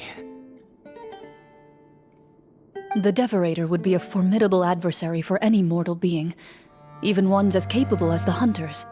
If you lacked the power to completely destroy it, you could easily fall prey to its influence and corruption. In light of this, some Marechaussee hunters chose to seal the Devorator away, in the hopes that a permanent solution would come with the passage of time. I heard it has the power to amplify the obsessions and desires in people's hearts, to the point where they overtake you entirely. It would seem I'm not just lacking in skill with a blade, but in mental fortitude as well. And yet, you were able to retrieve 3 of the 4 keys. If I remember correctly, Each was entrusted to a respected and capable hunter. How did you manage it? One of them belonged to my father. The second I stole from a different hunter. And the third was one that I snatched while the person was on the way home from the tavern. I nearly died in that alley. I know just how strong you are. It's as clear as day to everyone in Fontaine. I observed you from dusk to dawn, but could never find any opportunity to sneak up on you. I never even saw you drink a single glass of liquor. The only way I could think to obtain that last key was to lure you here using your hobby, and then... Oh, I get it now. That monster, it wanted to bury you here alongside the treasure. I won't comment on anything else, but the script was good. Well, I did pour my heart and soul into it. The stories my father used to tell me about the glory of the heroic Marechaussee hunters and how they came to be forgotten. It's more than just a story. Huh? You're proud to be a hunter. You're still holding onto that part of yourself, no matter how small. I have done so many despicable things. I have nothing to be proud of. Then explain the purpose of the evil sorcerer in your story. Huh? Isn't he the true antagonist? The one who sought nothing but his own gain, and used the people as pawns to attain it? In your heart of hearts, he was the one you truly wanted to defeat. But I've already tainted my sword. I no longer have any right to... Wake up, Florian. Remember how you introduced yourself earlier. Do you really think the hunters acted out of a desire for honor and glory? Or to be loved and acknowledged by the people? What did your father teach you about our order? You do not wield your sword for yourself, but to protect those you serve. There's nothing special about a blade. It's the intentions of the wielder that matter above all else. Do you still not understand? Even after seeing the treasure for yourself? The contents of that room, they represent the true legacy the hunters left behind. You're right. I am a Marechaussee hunter. It's time for me to redeem, no, to finally serve the people I vowed to protect all along. I wouldn't be so quick to push aside the need for redemption. I know. That's a charge I won't bother to defend myself against. Good. Then, come with me, and help me see the script through to the end. Huh? See the script through to the end? But there's no more script left. Never finished it, huh? No, I mean, I wrote the script with the sole purpose of luring you all here. There was no reason to write beyond this point. Then we'll just have to keep writing it. The evil sorcerer still needs to be defeated. You mean the Devorator? Are you saying I have to make up the rest of the script as we go along? Is that really so hard? You've already written most of it. Surely you can write an ending where the hunters win and justice prevails. I'll be there to help you too. You aren't afraid your party will fall into danger? I know what my friends are capable of, and they're all quite skilled. Besides, I need their help. Then, are you going to tell them the truth about all this? I don't intend to spoil the fun. Sometimes, protecting dreams and fantasies is more important than exposing the truth. Don't you think?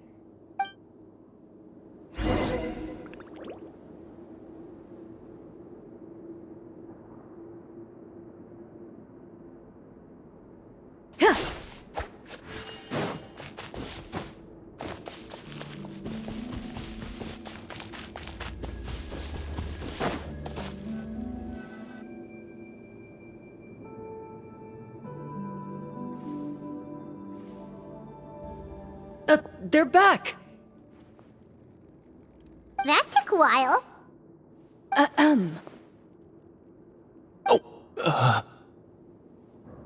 Ahem! My fellow Marechaussee hunters, please forgive me, for I have sinned. Don't tone it down. Sorry. After crossing swords with you and witnessing your courage in battle, I've rediscovered my true self and regained my pride as a Marashose hunter.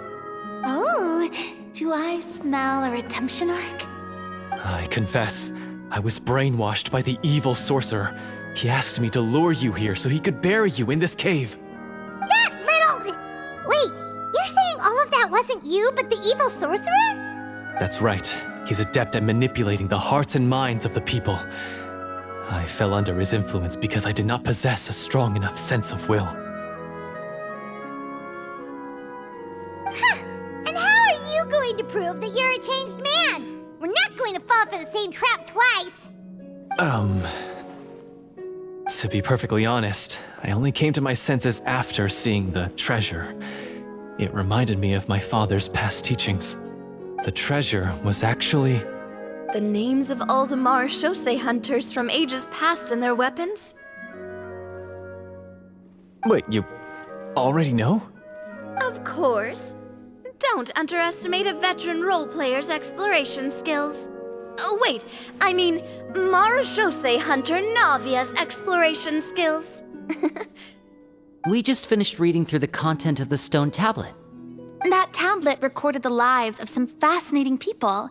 For example, this Marashose hunter called Est. She inherited the responsibilities of the Golden Hunter and passed judgment on many people. But in private, she had a very easygoing personality. Her favorite pastime was singing and dancing with her friends, and she was said to have a beautiful voice. So, she was just like you. Oh, you really think so? Well, when you put it that way, I suppose I also have a few things in common with this Walter. Working as an executioner, he supposedly used a countless number of tricks to confound his enemies in battle. Oh, if only I could have seen the feats of magic he pulled off back then. Their lives were all so exciting. You could write so many cool books about their accomplishments. How could they have all been forgotten? Because they chose to be. To hunt monsters that only appear in the shadows, you must also operate in the dark.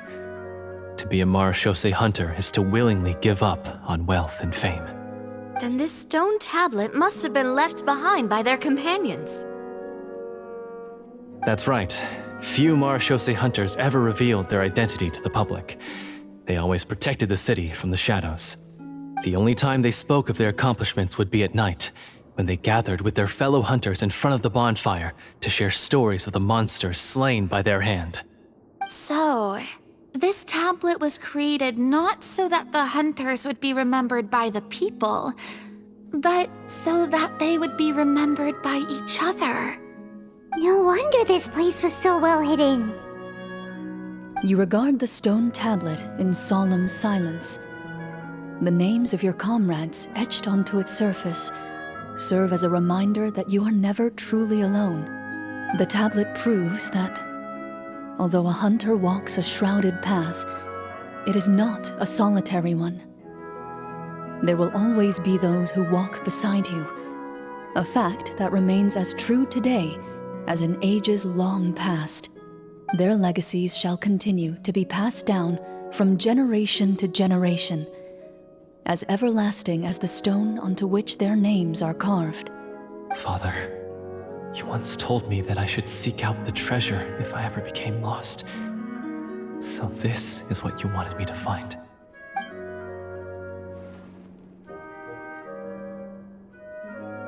Thank you, my friend. You are very kind. I implore you, everyone, please give me a chance to make up for all I've done. Allow me to fight alongside you and defeat the evil sorcerer that threatens the peace and prosperity of everyone in this kingdom. Well, I say we let you join. Sounds good to me too. Everyone makes mistakes. What matters is what you do to make up for them. I have no objections, but... Mr. Florian, do you even know how to defeat the evil sorcerer? When he took over my mind, I gained some insight into his thoughts. Every time I thought of the treasure, he reacted with a strong sense of fear. Huh? He's afraid of the treasure? But there's nothing here except some broken weapons and the stone tablet. What if the secret's hidden inside these weapons? GM, permission to investigate.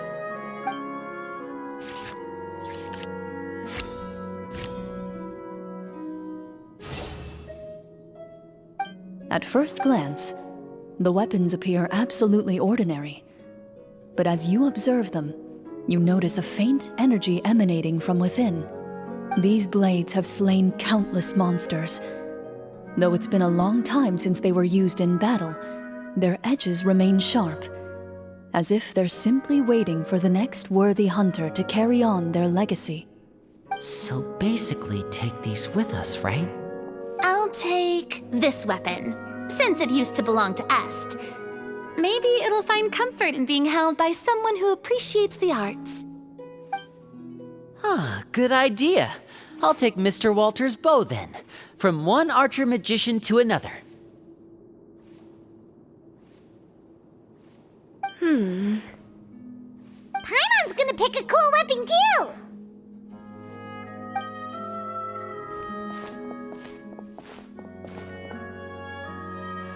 As you grip your weapons, you can almost feel the will of past hunters coursing through your being. It's a feeling of courage, determination, a silent vow passed down from generation to generation that says, eradicate the monsters, no matter the cost.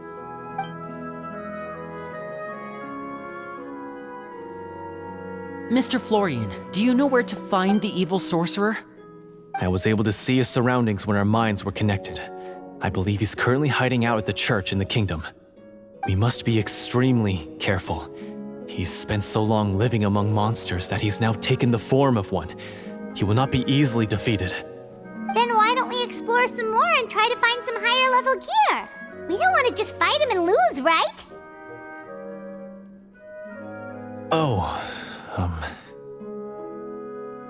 No, we have to strike now. He was greatly weakened when I managed to break out of his control. If we let him rest, he might have time to escape. I agree with Mr. Florian. We've got to act while we have the advantage. Don't forget, the people of the capital are counting on us. Yeah, now that we've got a plan, there's no point in waiting. The longer this drags on, the worse it will be for everybody. Yes, that's what's called...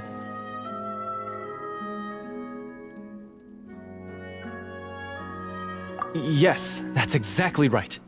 Alright, you've persuaded Paimon. Mr. Florian, please lead the way.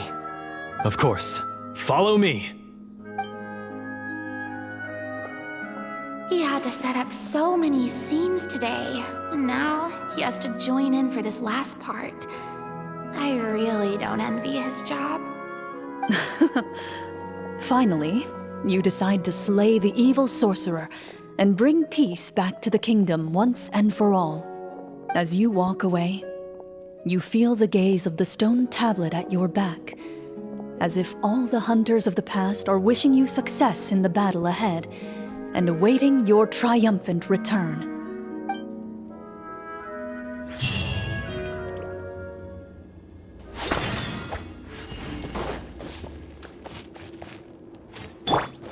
Quake!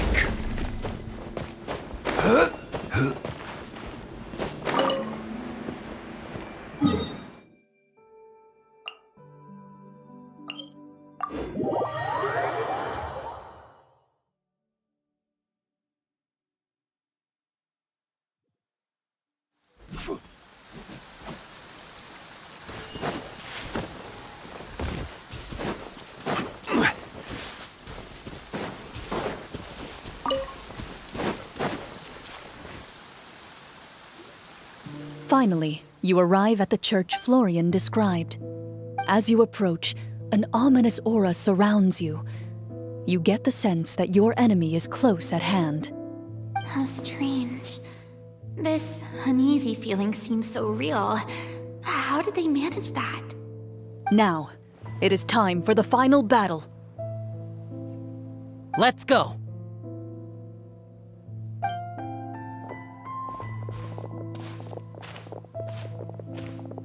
Florian, wait. What's wrong? I think you should wait outside. You've already been corrupted by the Devorator once. It could easily re-enter your mind and take control of your body. I don't think it's a good idea for you to be this close. If it corrupts you again, it's possible you might take on a new form entirely. That's exactly why I have to go. Why I should be at the very front. You mean... Yes. I intend to lure it into my body. That's too risky. If things get out of hand, I might have to kill you. Do you understand how dangerous this is? I understand, but if I do this, you'll have a clear and visible target. The Devorator will have a hard time passing up a chance to enter a body it knows how to control. You won't have to worry about any of your friends being taken over. You're not like me, Miss Clorinde. You're a just and powerful Marechaussee hunter. The monster broke free due to my error. It's only right that I shoulder the responsibility for its destruction. This is... something that I have to do. Consider it a duel to restore my honor. My only request is that you give it your all.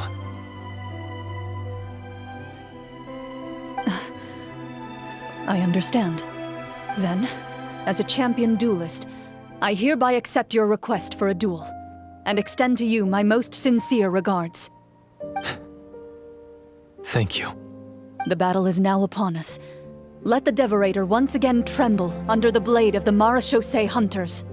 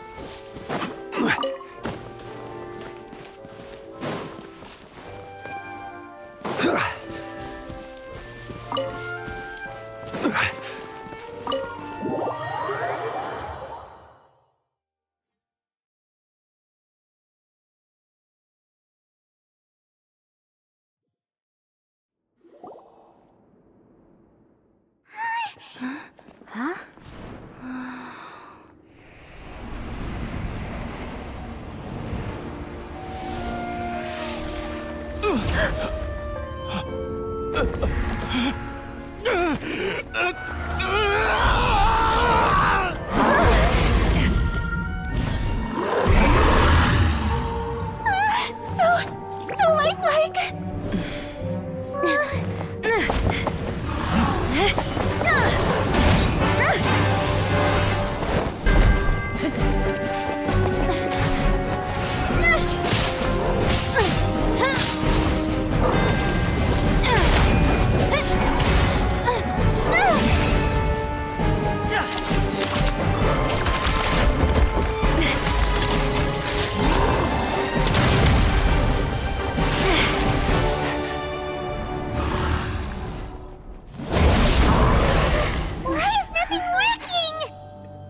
This foe is not invincible. You hold the treasure. The power to defeat it in your own two hands. The treasure? You mean... the names! It's the Marechaussee hunters' names! How are we supposed to... You forget, Paimon? There's still one skill we saved until the very end. Hunters fight not for fame, but to aid the people whenever they are summoned.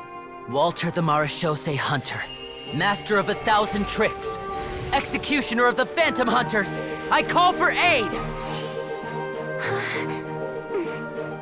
Est, the Marechaussee Hunter, inheritor of Cassiodor's will, judge of the Shadow Hunters. Answer my call!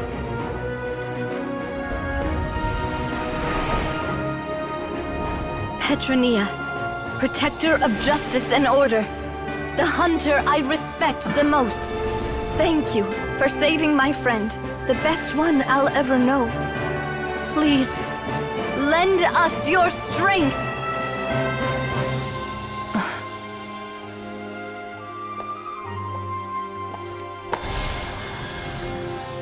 We have come to answer your summons.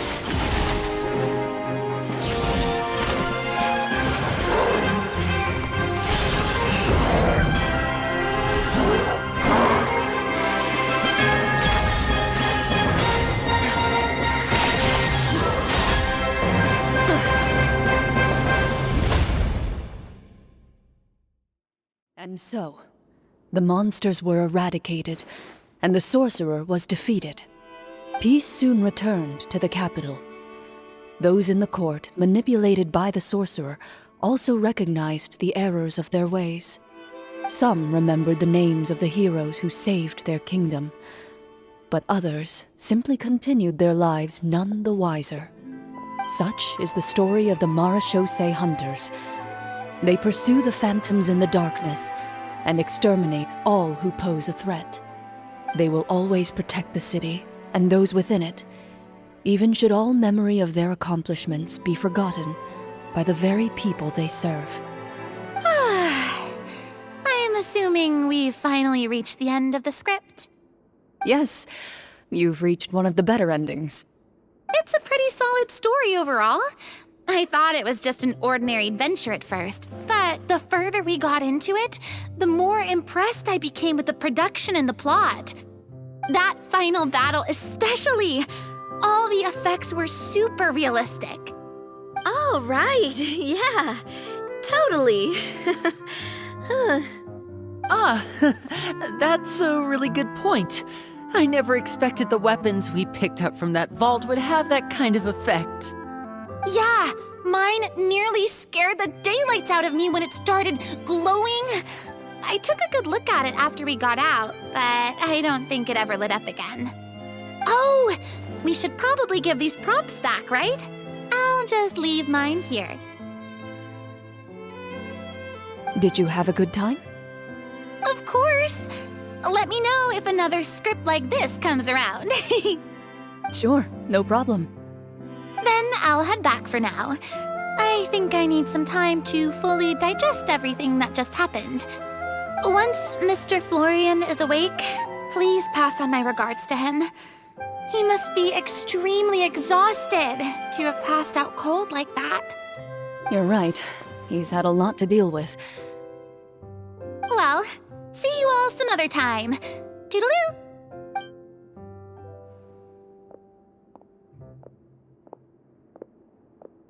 Okay, so, can I ask now, I think it should be fine, yeah.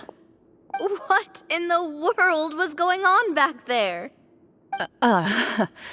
So you saw through all of that? That time in the cave when you told us to close our eyes, it'd be weirder if we didn't notice anything. I was dying of curiosity the entire time. I mean, you did a pretty bang-up job of pretending nothing had gone wrong. Farina actually looked like she thought all of it was planned. Guess none of us wanted to be the one to break the illusion. What are you all talking about? Oh, wait. Don't tell me Paimon never... Oh, this is all my fault.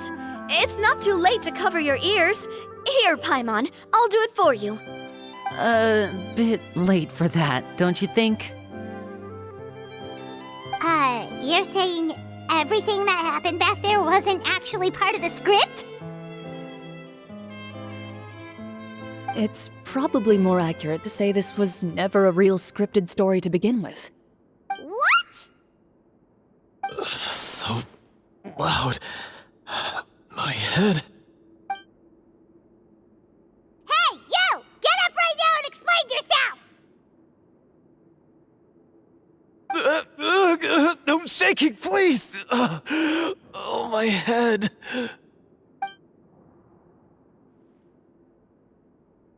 Did Paimon just hear that right? You guys made up that whole last part on the spot?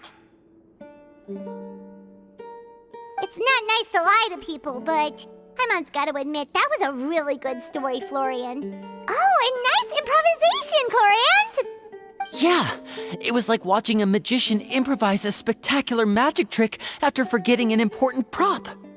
If Paimon knew something was wrong with that vault, she would have floated straight in the opposite direction. Everything was under control. As if you've ever described a situation as being out of control. I'm pretty sure any situation you consider to be easy to handle would scare a reasonable person half to death. Guess I'm just used to it. You must run into a lot of unexpected situations then. That explains why you're so good at coming up with things on the spot. As for you, Florian, I know there's no excuse for what I did. I'll turn myself into the guards at once, confess my crimes, and accept any punishment that comes my way. I would say you've already suffered more than enough. What? You may have been blinded by fame and fortune in the beginning, but your actions during the final battle had proven you to be a true marechaussee hunter. You'll be far more used to the city above ground than below. Your job as a hunter is more important. But... Of course, you'll still need to take the keys and pay a personal visit to the 2 hunters you wronged. Prepare to accept any terms they give you as well. Yes, of course. As far as I'm concerned, though, your showing in the duel was enough to prove your honor. Then I'll do exactly as you said. I'll go return those 2 keys right now. Thank you so much, everyone. I'll do my best to prove myself worthy of the second chance you've given me. I swear this on my name and honor as a marechaussee hunter. Until we meet again, everyone.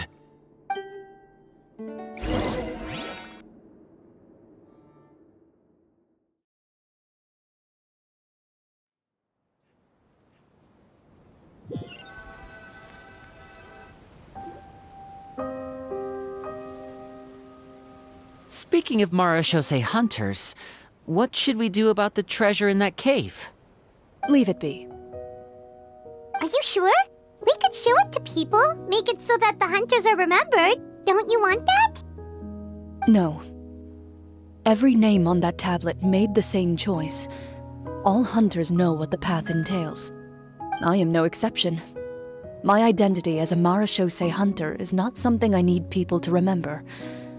I wish only to be recognized as a champion duelist. Nothing more. That's certainly very different from the path of a magician. Still, I admire your decision. Wait! I just remembered something. If there were no special effects involved, why did our weapons begin to glow during the battle? That's because the marechaussee hunters of ages past would often imbue their weapons with special enchantments to suppress the monsters. Whenever a monster was nearby, their weapons would start to glow.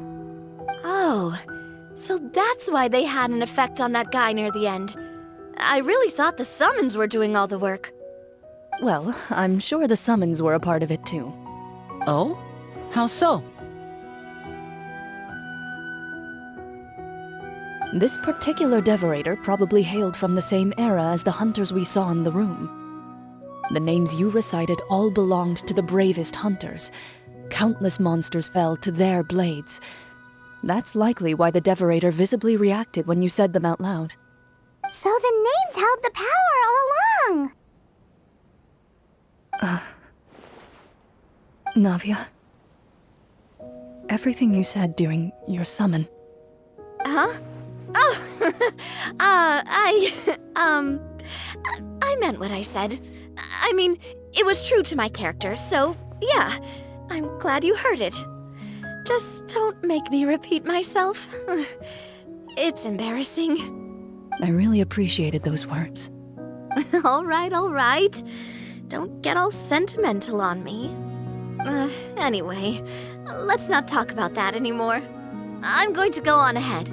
Don't fall too far behind now. She ran off! I should probably head back as well. This story was truly incredible. I might have to spend the whole night telling my siblings all about it. Goodbye.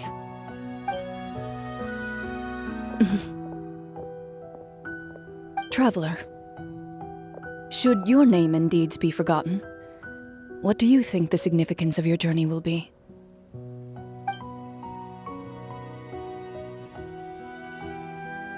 I suppose the significance would be the journey itself and the world we helped create. There's still value in the time I shared with everyone here, in the things we were able to accomplish, even if no one remembers them. A great answer. I'll remember it. Me? The Marachose hunter says nothing in response to that question. Perhaps her answer lies in her silence, an unspoken vow left to echo through the night. The path she walks needs no explanation.